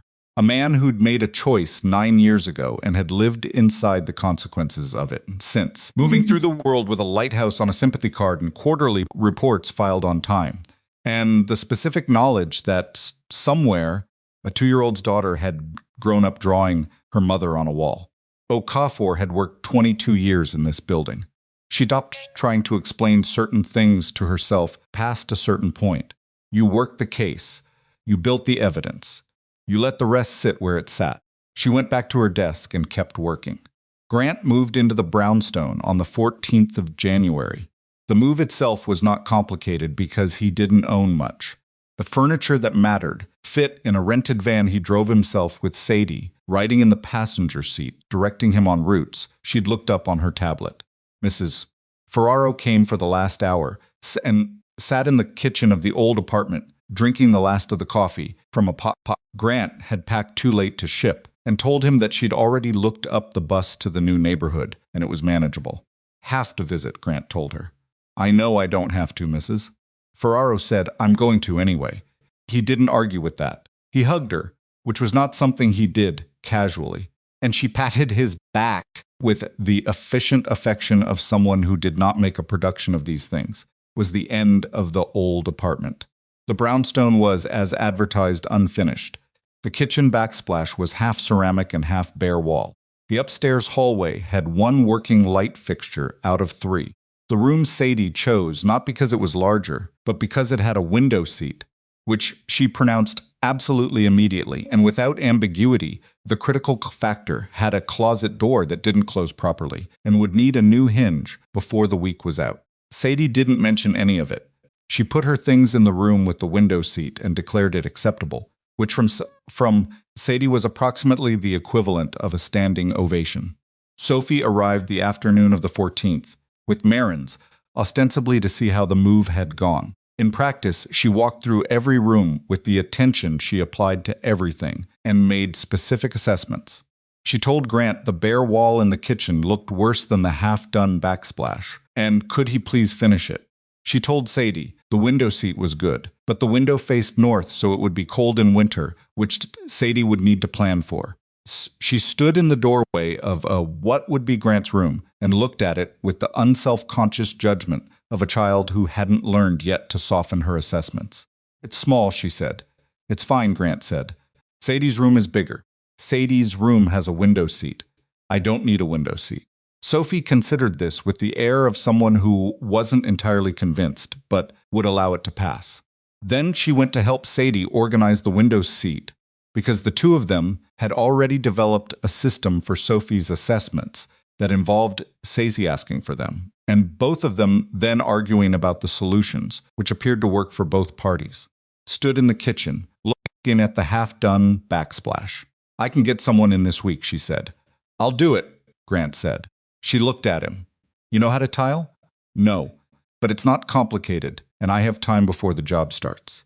He opened a box on the counter and started removing the contents. "It'll give me something to do. You don't have to." He set a coffee maker on the counter and looked at her. "I appreciate the instinct, but I like finishing things myself." She looked at the backsplash, looked at him, nodded. "Fair enough." He made coffee with the maker he'd just unpacked, and they drank it standing in the half-done kitchen, while the sounds of Sadie and Sophie's ongoing debate about window seat organization drifted down from upstairs.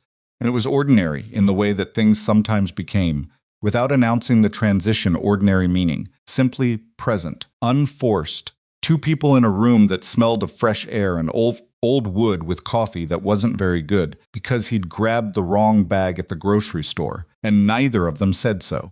"The interrogation is continuing," Maren said. "Okafor says he's cooperating now." "Fully." She looked at her coffee cup. There was someone else behind it, someone who wanted to use Sophie as a control mechanism. "Over me." She said the words like she was still testing whether she could say them without losing the steadiness underneath them. Parrish was hired to arrange it. Grant was quiet, watching her. "The third party is someone I knew," she said.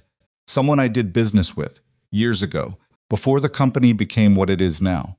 There was a dispute over a contract that I won. He disputed it. The settlement wasn't in his favor." She set the coffee cup down. He apparently decided that the appropriate response was "my daughter." Grant said nothing for a moment. "Did they get him?" "Yet. He left the country 8 months ago, which Okafor says is consistent with when Parrish stopped the payments and She stopped. When Sophie was left. He ran," Grant said. "He had enough money and enough warning, and he ran."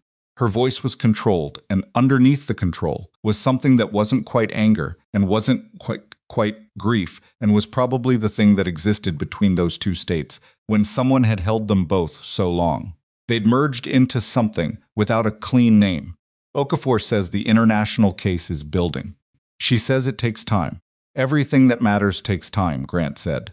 Maren looked at him. "You're not going to tell me it'll work out." "I don't know that it will," she said. "You don't." Something in her expression shifted slightly, the way it did sometimes when something he said surprised her by not being the expected thing. "Most people say something reassuring right there. Most people are uncomfortable with the alternative. And you're not?" Grant thought about that honestly. "I've sat with people who had outcomes that didn't work out.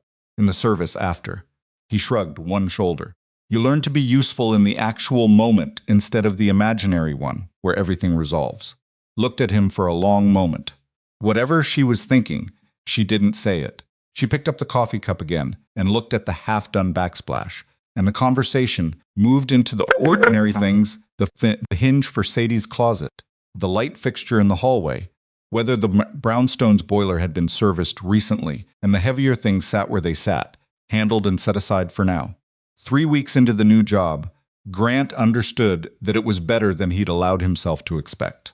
The building was a mid-rise commercial property downtown, and the supervisor position meant he was managing a small team rather than working alone, which required a different set of skills, but not unfamiliar ones. The military had given him an excess of experience in managing people under conditions of varying inconvenience, and a commercial building security team was not, whatever its other qualities, a forward operating base. He was good at it. Not perfectly. He had to learn not to run his briefings like a SEAL team rollout, which one of the younger guys on his team mentioned to him directly, and without apparent concern for the hierarchy of it, which Grant respected even while finding it faintly mortifying. Yes, he adjusted. He was better at adjusting than at getting things right on the first attempt, which was true of most people who'd spent enough time in situations that punished rigidity. Sadie settled into the brownstone the way she settled into most things, completely and immediately, and with the specific confidence of a child who had inherited her father's capacity for occupying a space without apology. She had a friend from school who lived 4 blocks, which she considered a significant upgrade from the 40-minute bus. Yes, she made a project of the window seat involving specific cushion requirements that she presented to Grant with a level of detail he found genuinely impressive. Sophie came often. Not every day she had school now. A small private school that Maren had chosen carefully, based on criteria that had nothing to do with its prestige and everything to do with the fact that its counselor had specific experience with children who'd had interrupted educations and disrupted early childhoods. She was behind in some areas and startlingly ahead in others, which the counselor said was typical and not a problem, just a map of where she'd been. She came to the brownstone after school on Tuesdays and Thursdays, and sometimes on Saturday mornings. She knew where the extra cups were. She had a position on the right way to load the dishwasher, which differed from Grant's position, which she had explained to him twice with no change in outcome, which she found professionally frustrating. No, she brought optional the rabbit sometimes and sometimes didn't, and Grant had learned to read from the rabbit's presence or absence roughly how the week had been. One Thursday in February, she came in from school and sat at the kitchen counter. While Grant made dinner, he was learning to cook things that weren't rotisserie chicken and mashed potatoes, with mixed results, and was quiet for longer than usual. Bad day? Grant asked. Medium day, Sophie said. There's a girl in my class who knows who my mom is, and she kept asking me things. About the money. About, Sophie picked at the edge of the counter. About being missing. She wanted to know what it was like. What did you tell her? I told her I didn't want to talk about it. Sophie looked up. Was that the right thing? Yeah, Grant said. That's exactly the right thing. She seemed annoyed. That's her problem, not yours. Sophie thought about this. Dad says that, Sadie offered, appearing from the hallway with the timing she had for conversations that were wrapping up something interesting. Sadie, Grant said, I'm just saying, stop eavesdropping. I wasn't eavesdropping. I was walking past and you were talking. There's a door. Sadie looked at the kitchen doorway, which did not, technically, have a door. She gave Grant a look that communicated this. He gave her a look back. She went to the refrigerator and got juice with the air of someone who had made her point. So Sophie watched this exchange with something that was close to amusement and had been getting steadily closer over the past weeks. The way a plant that's been kept in low light responds when it finally gets enough sun, not a dramatic transformation, just a gradual turning toward. Does it bother you? Sophie asked Grant. That everyone knows? He turned the burner down. Knows what? Specifically? Finding me. There's still stuff online, I looked it up. Grant was quiet for a moment. He had a policy about searching his own name online that was roughly equivalent to his policy about picking at things that were healing. You could do it, but you didn't gain much and you set things back. It bothered me more in the beginning, he said. People I don't know having opinions about something private. Does it bother you now? Less. You stop reading eventually. Sophie looked at the counter. Some of the things people wrote were nice. Some of them were. One person said you must be a hero. She said it without inflection, factual. Grant looked at her. Why not? You found me. Finding you doesn't make me a hero. I was in an alley. You were there. I had a phone. He shrugged. Anyone would have done it. Patricia says not everyone would have stayed, Sophie said. Grant didn't answer that directly. He turned back to the stove. Sophie watched him for a moment and then seemed to decide she'd gotten the answer she was going and reached over to steal a piece of bread from the basket he'd put out, which was against the established rule about waiting for dinner, that she broke consistently and that he consistently did not enforce. My mom wants to talk to you, Sophie said, about something. She told me not to tell you that. Grant looked at her. But I thought you should know, Sophie said, entirely without guilt. So you're not surprised. Sophie, she didn't tell me not to tell you. She'd told me not to tell you. She ate the bread with the serene expression of someone operating on a clear technicality. Grant went back to making dinner and made a mental note to neither be surprised nor let on that he wasn't. Maren asked him to come to the office. Not the apartment, the Whitlock Meridian offices, on the 43rd floor of a building downtown that Grant had walked past several hundred times without considering the inside. She met him at reception, herself, which he gathered from the look on the receptionist's face was not the standard protocol. She brought him up in the elevator, and, through corridors that were the particular kind of decorated that meant someone had been paid a great deal of money to make them feel as though no one had been paid anything at all, and into a corner office with windows on two sides that showed the city below, in a way that was designed to communicate something about scale and position. Grant looked at it briefly, and then looked at Maren. She was in her professional mode, the clothes, the posture, the controlled expression. He'd learned to see through that layer now, or at least to see alongside it to what was underneath. They both knew he had. And she'd stopped performing it with full commitment in his presence several weeks ago, which he took as a reasonable sign of something. You're going to offer me something, he said. She paused, looked at him. Sophie told you. Sophie told me you were going to offer me something, and not to be surprised. She did not specify what. Maren pressed her lips together briefly, annoyance something closer to the not quite smile he'd come to recognize. She's getting bolder. She's feeling safer, Grant said. That's what bold looks like when it's coming from the right place. Sat down, gestured to the chair across from her desk. Grant sat in the way he sat straight, present, the posture that wasn't stiffness but had enough of its shape to sometimes be mistaken for it. I want to offer you a position, Maren said, a real one. Head of corporate security for Whitlock Meridian. It's currently a fractured role split across 3 people who don't communicate well and report to someone who understands finance and not security. She folded her hands on the desk. After what happened with Parrish, after understanding how something moved inside my own organization for 9 years, without being visible to anyone, I need someone in that role who actually knows what they're looking at. Grant was quiet. It's not a gift, Maren said before he could speak. I'm not offering it because of Sophie. I'm offering it because you're qualified, and I have a genuine need, and those two things coincide. She held his gaze. I've looked at what you did in the service. I've talked to Okafor about what you noticed, the logo, the photograph, the things the official investigators missed. You're good at this. I'm good at the job I have, Grant said. You'd be better at this one, and the pay is... She named a number. It was a significant number.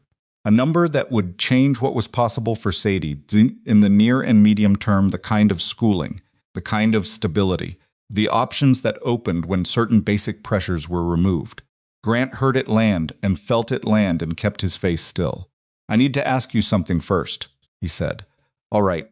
Is this because of the brownstone and the rent and the fact that, you feel like you owe me something you can't figure out how to pay?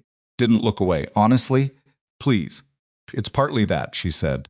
I can't pretend it isn't. You found my daughter. You stayed with her. You noticed a logo on a wall and told me about it, and that became the thread that unraveled 9 years of a lie. She straightened slightly. It's also exactly what I said. I have a real job that needs doing, and you're the right person for it. Both things are true at the same time. What if I do the job badly? I'll tell you and we'll work it out.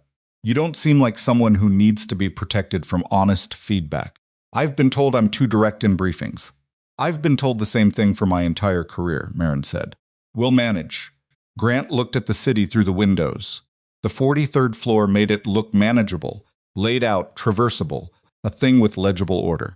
He knew that wasn't accurate, and he suspected she did too, but there was something to the view, anyway. Something about seeing the whole shape of it. I need to think about it, he said. If I take it, it's because it's the right job.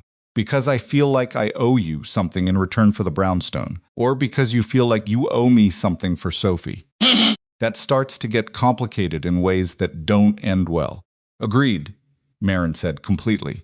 And Sophie doesn't factor into it. Sophie doesn't factor into it. He looked at her. She's going to think she factors into it. Sophie thinks a lot of things. A pause. She thought loading the dishwasher left side first was self-evident. I've been doing it right side first for 30 years. She explained to me for 11 minutes why I was wrong. Was she right? Maren looked at him. I've started doing it left side first. Grant almost laughed. He caught it in time, barely. I'll tell you by the end of the week, he said, standing. That's fine. Maren stood too. She walked him to the elevator with the slight formality of the office around her, and then, at the elevator doors, said, Grant. He looked at her. There's also money, she said, separate from the job. A substantial sum, in an account, available to you and Sadie regardless of your decision. It's already been set up. She said it without warmth or ceremony, the way she said things she'd decided and wasn't open to arguing about. I don't expect you to accept it. I expect you to refuse it. It's there. Grant looked at her. It's not payment, she said. I know you know that nothing I have is the right payment for what you did. She stopped. Started again, which was unusual for her. It's just that you walked into that alley with nothing, and you walked out with my daughter, and you went home and you didn't ask for a thing. And that matters to me. It matters in a way I can't fully say. Her voice held. I'm not asking you to take the money. I'm just refusing to pretend it isn't there. The elevator opened. Grant stood in the doorway of it for a moment. Thank you, he said, for saying that. Are you going to take it? He said. She nodded. Once, precise. I know. He got in the elevator. The doors closed. He rode down 43 floors, looking at his own reflection in the brushed metal of the doors, a man with calloused hands and a jaw that was, in his daughter's words, seriously not straight. Suit he'd borrowed from a neighbor, because he didn't own one that fit the occasion, which was most occasions of this kind. He thought about the alley, the red blanket, the weight of Sophie wrapped in his coat. He thought about the money sitting in an account somewhere with his name on it, which he wouldn't touch. He'd made the decision before she'd finished the sentence, and not because he was noble about it or because nobility was a concept he thought much about, but because taking it would change the shape of something that was currently the right shape. He didn't have a more sophisticated reason than that. He didn't need one. He thought about the job, which was a different question. The job had its own geometry, separate from gratitude and obligation, and the weight of what a person owed or didn't owe. He'd think about it honestly, which he'd told her he would, and he'd give her a real answer by the end of the week. Outside the building, the February afternoon was cold and flat, and the city was doing its ordinary business in all directions. He walked to the nearest bus stop and waited, hands in his pockets, thought about Sadie's Vind, and thought about Sadie's window seat and Sophie's position on the dishwasher, and the half-done backsplash he'd finished the previous Saturday, and the hinge on Sadie's closet door that had taken him an embarrassing amount of time to fix correctly. He thought about Mrs. Ferraro taking the bus to the new neighborhood, which she'd done twice already and would do again. He thought about a woman in an elevator saying some things that were hard to say, looking at him straight. The bus came. He got on. Sadie would be home by now, probably with Sophie, probably arguing about something that had the force of a major disagreement and the stakes of a minor preference, which was how most of their arguments ran. He rode home through the cold February city and let the week's end take care of the decision when it arrived, which was the only way he knew to make one that would hold. He took the job. He told Maren by text, because calling felt like it would require more words than the decision needed. The text said, I'll take the job. Same conditions, I said. And then a second message. 30 seconds later, Sadie thinks I should ask for a better parking spot. I don't have a car. She said that's not the point. Maren's response took 4 minutes, which told him she'd thought about what to say. What she sent was, understood on all conditions. We start Monday, and then tell Sadie the spot's on the 3rd level. There's a cart there. She can drive in circles if she visits. Grant showed Sadie the exchange. Sadie read it and said, "She's funnier than I expected. Tell her that. She'll use it." Sadie considered. She said. She went back to the window seat, the February light coming through the north-facing window that was cold the way Sophie had predicted, set teat, and which Sadie had addressed with a specific blanket she'd selected, with Sophie's input, on a Saturday 2 weeks back, the two of them treating the blanket selection with the full seriousness they brought to things that mattered to them, which was all things, which was the right way to be at 8 years old, and which Grant had stood in the store and watched with the particular feeling of a person watching something ordinary and being aware, in the moment of watching it, that it was not ordinary at all. He went to finish unpacking the last box he hadn't gotten to yet, the one with the things from the back of the old desk drawer, the envelope with old invoices, the papers he hadn't filed, the folded things he'd been meaning to sort. He put them in a new drawer in the new desk in the brownstone that wasn't finished but was his, and he didn't sort them yet, because some things could wait. Outside, February kept going. And inside the brownstone, on the street, 2 blocks from Maren Whitlock's building, in a house with a half-finished backsplash, and a closet hinge that was finally fixed, and a window seat that faced north and had the right blanket now, the ordinary business of a life being put back together continued without ceremony, which was the only way that work ever really got done. Extradition took 8 months. The man Okafor had been building the case against a former business partner of Maren's named Roland Vess, who had relocated to a country with loose cooperative agreements, and excellent weather did not come back quietly. He came back through a process that involved 3 law firms, 2 governments, and a filing that his legal team described as procedurally necessary, and that Okafor described, in the privacy of her own office, as stalling dressed in a suit. Maren followed the process the way she followed things that mattered to her with close attention and visible restraint, asking Okafor specific questions on specific timelines and accepting the answers even when they weren't the ones she wanted. She was better at that than she'd been in January. Patient, exactly. She didn't think she was built for patience in the way some people were, the kind that came naturally and didn't cost anything. She'd gotten better at distinguishing between things she could move and the things she couldn't, and spending her energy accordingly. Grant had told her once, in the kitchen of the brownstone in March, that the hardest skill he'd learned in the service wasn't combat or navigation, or anything that had a name in the training manuals. It was learning to be fully present inside a situation you couldn't control, to do the work in front of you, with the information you had, without burning yourself up on the gap between what was and what you wanted. She'd written that down afterward, not because she was a person who wrote things down she wasn't, but because it was the kind of thing that needed to exist outside her head for a while before she could fully use it.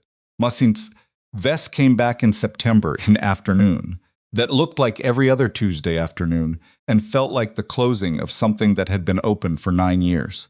Maren didn't go to the airport. Okafor had suggested it, and she'd thought about it, and decided that watching Roland Vess be walked off a plane was not the thing she needed. He'd intervened, and that understanding clearly what she needed and didn't need was itself a form of the progress she'd been working on. She found out by a text from Okafor, "He's here." She was in a meeting when it came in. She finished the meeting. She texted Grant, because that had become the reflex, not the first call, but the right one for things that needed to be said to someone who would receive them correctly. She texted Sophie's school counselor, who had asked to be kept informed of major developments in the legal case so she could be available for Sophie in the days that followed. Then she went to find Sophie. Sophie was home by 3:30 on Tuesdays, and Maren had arranged her schedule around that fact months ago, quietly, without announcing it, because announcing it would have made it a statement, and she wanted it to just be a fact. She was home when Sophie got home. That was all. Sophie came in the door, dropped her bag in the approximate location of the designated bag area, which she hit with accuracy only about 60% of the time. No, and said, "Something happened," Maren said. "The man?" "Yes." Sophie stood in the hallway for a moment in her coat, which she also hadn't hung up. She was 9 now. Her birthday had been in July. A small party with Sadie and a girl from school, and Patricia and Grant and Mrs. Ferraro, who had come on the bus and brought a cake she'd made herself and refused to accept compliments about. Sophie had spent her birthday mostly in the backyard of the brownstone, which had a concrete square that passed for a patio, arguing with Sadie about the rules of a game they'd invented that had rules only one of them fully understood. She looked like herself. That was the thing that still caught Maren sometimes. The simple, specific fact of it. Sophie looked like herself, like the person she was becoming, and that person was not the 2-year-old Maren had lost, and not the damaged, hollow-eyed child from the hospital, and not any of the imagined versions Maren had carried through 7 years of searching. She was just Sophie, incomplete and ongoing, like all people. "Is it over?" Sophie asked. "Almost," Maren said. "There'll be a trial." "Does Okafor think they'll—" Sophie searched for the word. "She does. The evidence is strong." Sophie nodded slowly. She reached up and unzipped her coat, which she hung on the hook with the careful attention of someone making a deliberate choice rather than a habit. "Okay," she said. "How are you feeling?" Sophie thought about it with the seriousness she brought to that question, which Maren had learned not to rush. In the early months, Sophie had answered question the way she'd answered most things about her inner life, briefly, and with visible effort, like pulling something through a narrow opening. She was better at it now. The opening was wider. "Relieved," Sophie said. "Mostly relieved." And a little, she frowned. Like when you've been holding something for a long time and you put it down, but your arms still feel the shape of it. Looked at her daughter. "Yeah," Maren said. "That's exactly it." Sophie picked up her bag from the floor, where she'd dropped it, and actually took it to her room, which was unusual enough that Maren noticed. From down the hall, she heard Sophie's voice muffled through the door. "Can we go to Grant's tonight?" "I'll ask. Tell him I'll load the dishwasher right this time." "You always say that. This time I mean it." Maren texted Grant. "Sophie wants to come over. She says she'll load the dishwasher correctly." Grant's response came back in 2 minutes. "Tell her the bar is on the left side and work right. There's leftover pasta. Sadie made it, so prepare accordingly." Maren looked at the text. She looked at it for a moment longer than it required. She'd been doing that, noticing the small shape of things. The specific way a text from Grant read, which was the way he talked, which was without decoration and without gap between what he meant and what he said. She'd spent her professional life in rooms full of people who said things that meant other things, and the adjustment to someone who didn't was still, 9 months in, something she had to actively register rather than take for granted. She texted back, "We'll be there at 6. And then after a pause, "Thank you." His response was, "For the pasta or in general." She typed both, and sent it before she could think about it longer. The trial began in November and ran for 3 weeks. Maren attended every day. Grant went twice, on the days Okafor said would be significant, sitting in the back where he was not particularly visible and which he preferred. Sophie did not attend. This had been discussed at length with the school counselor and with Patricia and with Sophie herself, who had been given a genuine say in the matter. And Sophie had said that she didn't need to see Vess and Parrish in a room to know what happened to her, and that she would rather be at school on those days doing something ordinary, because ordinary was still new enough to be worth paying attention to. She went to school. She came home. She asked for updates in the specific factual way. She had not what did they say, but what was decided, what was established, what was confirmed. She wanted the outcomes, not the narrative. Grant said once, not to Sophie but to Maren, that Sophie dealt with hard information the way a good officer dealt with a bad situation report. She wanted accuracy, not comfort, because comfort that wasn't grounded in accuracy was just noise. Maren had agreed, and then thought about how many people in her life had been providing her noise for years and calling it support. No. Parrish took a plea. He'd been cooperating since January, and the plea reflected that cooperation, and Maren had been asked by the prosecutor whether she had an objection. She'd sat with that for several days. She'd talked to Okafor. She'd talked briefly to her therapist, who had been hearing about these events since December, and who had the professional patience of someone who'd learned that the most useful thing was usually to ask the right question and then be quiet. The right question, it turned out, was, what do you actually want from this? What Maren wanted was the truth on record. Not the punishment specifically. She'd examined that want honestly, and found it was less about punishment than about the documented, permanent, public fact of what had been done. Sophie's drawings on the wall of a room 40 miles from the city. The cash payments. The 9 years of a lighthouse on a card. She wanted it written down somewhere that could not be undone. The plea put most of that on record. She didn't object. Vess did not take a plea. Vess maintained through 3 weeks of trial that his involvement was limited and characterized, and that Parrish had acted independently, which was a position the evidence addressed systematically and without sentiment. The jury took 11 hours. Maren sat in the front row of the gallery and looked at the back of Roland Vess's head for 11 hours worth of waiting, and felt over the course of those hours the gradual release of something she'd been holding in her body for 9 years without knowing it had a location. When the verdict came, she didn't cry. She'd expected to, and she didn't. And later she thought that was because crying was for things you were still fighting. And this finally, imperfectly, with all its edges and its long road and its things that would never be entirely resolved, was not something she was fighting anymore. She called Grant from the courthouse steps in the November cold with her coat unbuttoned and the city noise around her. "It's done," she said. "I know," he said. "I was watching the feed." "Are you okay?" "I think so. I will be." She looked at the street. "Is Sophie there?" "She's here. She's been here since 3. She and Sadie have been baking something. I don't know exactly what.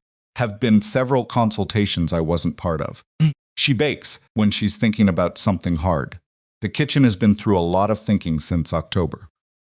Maren almost laughed. The not-quite law that had been getting closer to the real thing since summer.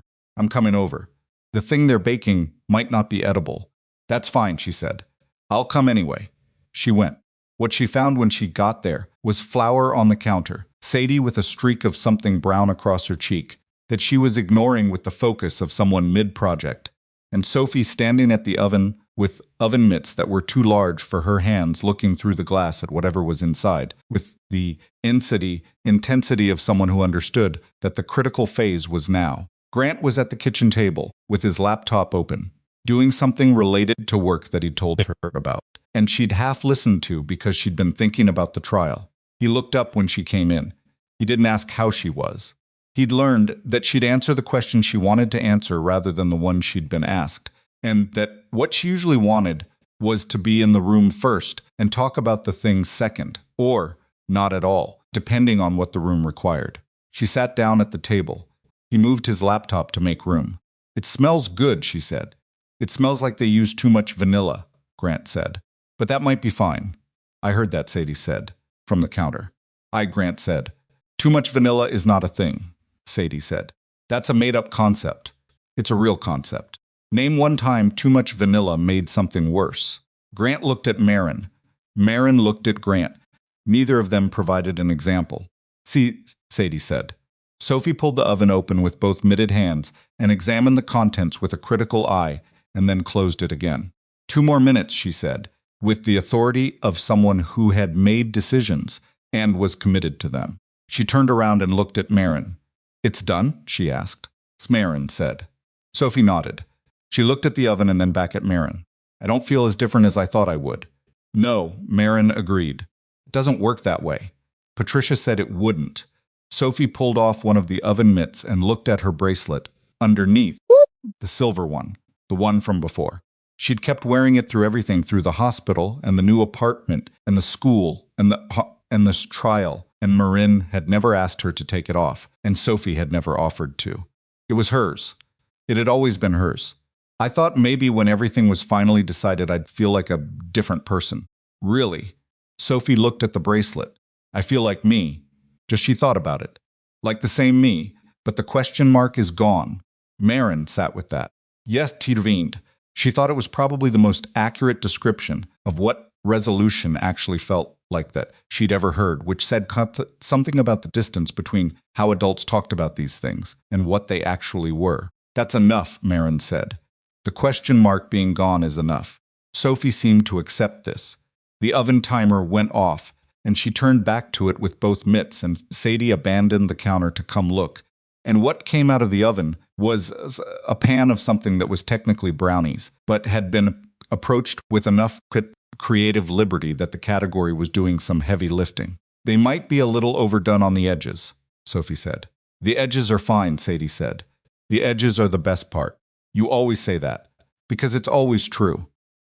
Grant got up and found a spatula and plates, moving around his own kitchen with the ease of someone who'd lived in it long enough to stop thinking about it. Watched him do this, the ordinary motion of a person getting plates out of a cabinet, and thought about what Sadie had said last month, out of nowhere, while Maren was waiting for Sophie to get her coat. Sadie had said, "My dad doesn't bring people home. He doesn't really, he doesn't do that."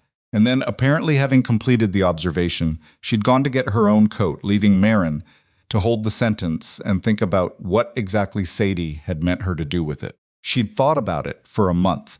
She thought about it now. She thought about the brownstone that was more finished than it had been.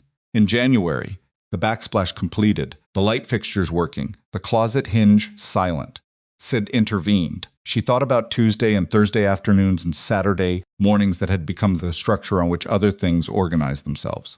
She thought about a man who had walked into an alley in the snow because of something he heard that might have been nothing, and had stayed not for recognition and not for reward and not for any of the reasons people usually stayed, because a frightened child needed someone to stay. She thought what it meant that the person she'd trusted most this year, in the ways that actually mattered, was someone she'd met because he'd found her daughter behind a dumpster on Christmas Eve. Life arranged itself in ways that defied the logic she'd spent 30 years trying to impose on it. She was learning, slowly, that defying her logic was not the same as being without logic. It was just a different kind, Grant, she said.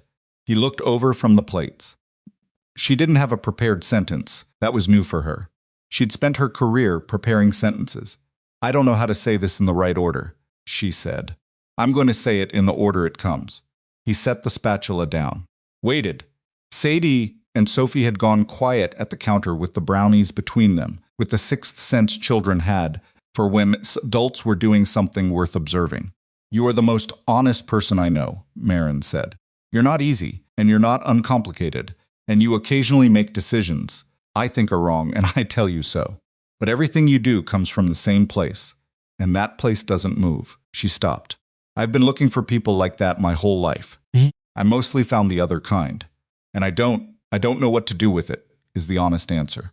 "Know how to be around someone whose motives are what they appear to be. I'm still learning." Grant looked at her steadily. He did that held eye contact without performing it, without making it more than it was or less. "You're doing fine at it," he said. "I burned the eggs for 3 weeks. You got better. That's a low bar. It's where you started," he said. "Starting somewhere and getting better is the whole thing. That's all it is." She looked at him for a moment. "I want to take you to dinner," she said. "Not for a reason. As a thank you for anything. I want to take you to dinner because I want to." Something moved across his face that was not quite surprise and not quite not surprise. "The girls," he started. "Mrs. Ferraro," Sadie said immediately, from the counter. Sophie nodded. She already said she'd do it. Grant turned and looked at his daughter. "You all right to ask Mrs. Ferraro? She called and asked if we needed anything, and I said maybe babysitting, and she said yes," Sadie said, with the complete absence of guilt that characterized all of Sadie's tactical operations. "I thought it might come up." "You thought it might come up." "I'm forward-thinking," Sadie said. Sophie was eating one of the brownies and watching all of this with the quiet attention she brought to things she'd decided were important. She looked at Maren. Maren looked back. Something passed between them, in the way things did now, not the complicated, layered negotiation of the early months, but something simpler. A look between two people who knew each other, which was what they were, finally and without qualification. "Friday," Grant said. Maren looked at him. "Friday works."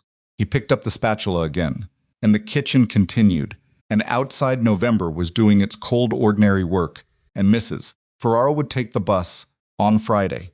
the way she took it on the other days, and the brownies turned out to be better than their edges suggested, which Sadie said was exactly what she'd predicted, and Sophie disputed on technical grounds and intervened, and the argument went on the way. Their arguments went warmly without resolution, each of them entirely certain, and neither of them particularly troubled by the certainty of the other. Christmas Eve came back around, the way it always did. A year exactly since Grant had cut through the alley behind the Meridian Shopping Center and heard something that might have been wind. A year since a child in a rust-red blanket had opened her eyes in the dark and found a stranger crouching beside her. A year of drawn-out legal proceedings and half-done backsplashes and burned eggs, and the slow, uneven work of two families finding the shape that fit them. Maren did not host a party. She had not hosted one the year before either, for different reasons, and this year the decision was simpler. She didn't want to. She wanted what she had, which was dinner at the Brownstone, which Grant had been cooking since 3 in the afternoon, with help from Sadie that was well-intentioned and uneven, and which he had accepted without complaint. Sophie arrived with Maren at 6, carrying Optional, who had been renamed, quietly and without announcement, sometime in October. The new name was Permanent, which Sophie had selected, and which no one had questioned because it was Sophie's rabbit, and Sophie's reasons were her own. Had asked once gently, and Sophie had said, because Optional was too uncertain, and that had been sufficient. The Brownstone smelled of roasted chicken, and something with garlic that Sadie claimed credit for, and Grant had mostly executed. The tree in the corner was not tall and was not elegant, and had on it a collection of ornaments that had not been listed for aesthetic coherence, a mix of Sadie's years, and a few new ones, including 2 that Sophie and Sadie had made together from salt dough in November, which had dried slightly crooked, and been decorated with the specific artistic confidence of people who were not concerned about the outcome looking professional. So Sophie had insisted on different colored ornaments. Christmas trees are supposed to be different, she'd said, which was what she'd said in the hospital a year ago. And Maren had heard it then and hadn't forgotten it, and the tree had every color on it, which was correct. Yes, he'd intervened. They ate at the table that was too small for 4 people and managed anyway, the way things that were technically insufficient often did when the people around them were the right ones. Sadie talked about a project she was doing at school that had expanded beyond its original scope, which was her consistent pattern with projects. Sophie talked about a book she was reading, then corrected herself. 2 books. She was reading 2 simultaneously, which her teacher said was fine but slightly unusual. Grant talked about work, a specific problem he was working through that he described in enough detail that Maren started thinking about it too, which was what happened when he described work problems, because they were actually interesting problems, and he knew how to explain things. Maren talked about what she'd been doing with the foundation, the whole shape of it that was still forming, but the specific, a partnership with a nonprofit that coordinated search efforts for missing children in cases where family resources were limited. A grant she'd made to a shelter network. A consulting arrangement with a company that organizational security, born from the particular and personal understanding of what happened when security was an afterthought inside a large institution. She was not seeking recognition for any of it. That was the shift that she'd noticed most in herself over the past year, the change in what she wanted from the things she did. She'd spent years building Whitlock Meridian, with the awareness of how it looked, how it read, what it communicated about who she was. She still cared about the company, but the foundation work she did without that awareness, and the absence of it was the thing that told her it was right. Grant had told her once that you could usually tell the difference between the things you did for yourself and the things you did for the audience you were carrying in your head, and that most people were carrying a large and demanding audience. She'd been offended by that for 2 days and then recognized it as accurate, which was how she usually processed things. Grant said that were accurate and unwelcome. The audience in her head was smaller now, so she was working on it. After dinner, the girls moved to the living room with Permanent, the rabbit, and the project of reorganizing the tree ornaments, which they did every time they were near a tree, and which produced specific disagreements about placement that neither of them seemed tired of having. Grant and Maren cleaned up the kitchen, which they did the way they did things now, without assigned roles discussion. Each covering what needed covering, and neither of them making it a negotiation. Washed a pan and looked out the window over the sink at the snow coming down. Been snowing since 5, not heavily, but steadily, the kind of snow that accumulated without drama. Exactly a year, she said. Yeah, Grant said from behind her. Are you thinking about it? I was thinking about it all day. He set something on the drying rack. Not think about it. She turned around. He was leaning against the counter across from her, arms crossed in the way he had when he was comfortable somewhere, which was different from the way he crossed them when he was managing something. I looked up the alley, she said, in the spring. I went there. He looked at her. Why didn't you tell me? I didn't know what to say about it afterward. She looked at the dish in her hands and finished drying it. It's just an alley. There's nothing remarkable about it. A dumpster, a wall concrete. She set the dish down. I wanted it to look like something, and it just looked like an alley. What were you expecting? I don't know. Something that explained it, maybe. She shook her head. Why that alley? Why that night? Why you? Grant was quiet for a moment. There's no answer to that. I know. She looked at him. I know there isn't. I just wanted to stand there and look at where it happened. It felt like something I needed to do.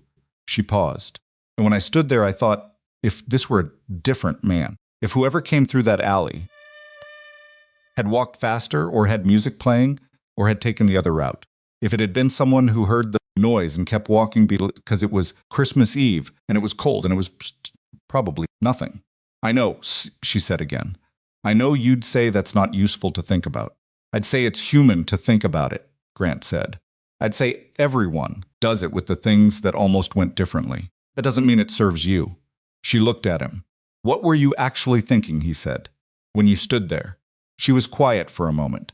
I was thinking that I'd 7 years believing that if I threw enough money at a problem, I would solve it, she said. I hired the best investigators. I funded the search. I paid for information, and none of it found her. She paused. And then a man with $14 extra from an overtime shift and a bad left boot walks through an alley and hears something and stays. Grant didn't say anything. I built a company, Maren said. I understand leverage and resources and capital and how to deploy all of it. I'm good at it, and the thing that mattered most in my life was solved by someone who had none of those things. She looked at her hands. I don't think that means money is worthless. I know it isn't, but I think I understood it wrong. I thought it was power. I think it's just a tool. The power is somewhere else. Where? Grant asked. She looked at him for a long moment. In the people who hear something and stop, she said. From the living room came Sophie's voice firm, certain, explaining to Sadie why the blue ornament needed to go on the left side of the tree and not the right, and Sadie's voice in return explaining why Sophie was wrong, and the particular back and forth of two children who had decided each other was worth arguing with, which was its own kind of devotion. Maren turned back to the window. The snow was still coming down. Thank you, she said, for not walking past. You've thanked me for that before. I'll probably thank you for it again. I know, Grant said. I'm going to tell you again that I'd have done it for anyone. I know you would, Maren said. That's the part that matters most. She meant it. She'd thought about it enough times over the past year to mean it in the fullest way. Because a man who stopped, because a missing child was specifically valuable, because the child was a Billionaire daughter, because there was a reward, because the story would be told would have been doing a transaction. What Grant had done was different. He'd stopped because stopping was what you did when a child was in the cold. The value had nothing to do with who the child was. She'd been trying to learn that. She was getting somewhere with it. Grant moved to stand beside her at the window, looking out at the snow, touching, not performing anything, just standing in the same place, looking at the same thing, which was how they stood when they stood somewhere together and didn't need to make it more than it was. In the living room, Sophie laughed at something, the real one, the one that had been getting less rusty since summer and was now, most days, just her laugh. Sadie said something back that made it happen again. Maren listened to that sound. A year ago, she'd stood in a hospital corridor and heard Sophie laugh for the first time in 7 years and hadn't been able to speak. It was Tuesday and Thursday and Saturday, and dinner on Christmas Eve, and arguments about dishwasher loading, and a crooked salt duff ornament on a tree with too many colors, The laugh was ordinary, in the best way a thing could be ordinary meaning. It was simply part of what her life sounded like, which was what she'd been trying to get back to. For so long, she'd stopped being able to imagine it. She'd gotten there. Not cleanly, not on a schedule, by throwing money at it, though she'd tried. She'd gotten there because of an alley and a man with a bad left boot and 11 minutes he'd decided to save, and because Sophie had held on to a name through 7 years of being told not to say it, and because Sadie had given a rabbit to a girl she'd never met because it seemed like the right thing, and she wasn't the kind of child who second-guessed the right thing. None of it was a plan. None of it was earned by being good enough or smart enough or rich enough. It was just the accumulation of small choices made by imperfect people, in real moments choices to stop, to stay, to say the true thing, to put the rabbit in someone's lap. Maren had built her career on the belief that the world was controlled by large forces, capital, strategy, leverage, the machinery of institutions. She still believed in those things, but she'd added something to the belief, a clause that hadn't been there before. The large forces set the stage. The small choices are what actually happen on it. Outside, the snow came down. Inside, Sophie laughed again. And the tree was the wrong colors, which were all the right colors. The brownstone was warm. And Grant's the street, and Grant stood at the window beside her, looking at the street where a year ago he'd walked home through snow with $14 extra and one small present for his daughter and a left boot that leaked. Sophie renamed the rabbit, Maren said. I'm permanent. She didn't tell me why. She told me, Grant said. Maren looked at him. She said optional meant it could go away, Grant said. She said she'd had enough of things that could go away. Turned back to the window. She didn't say anything, because there was nothing to add to that, and she'd learned over the course of this strange and difficult and unrepeatable year that some things were better kept whole than explained. The snow settled on the street below. The light from the brownstone's windows fell across it in warm rectangles. Somewhere inside, two girls disagreed about an ornament with the comfortable heat of people who knew each other well enough to argue about small things.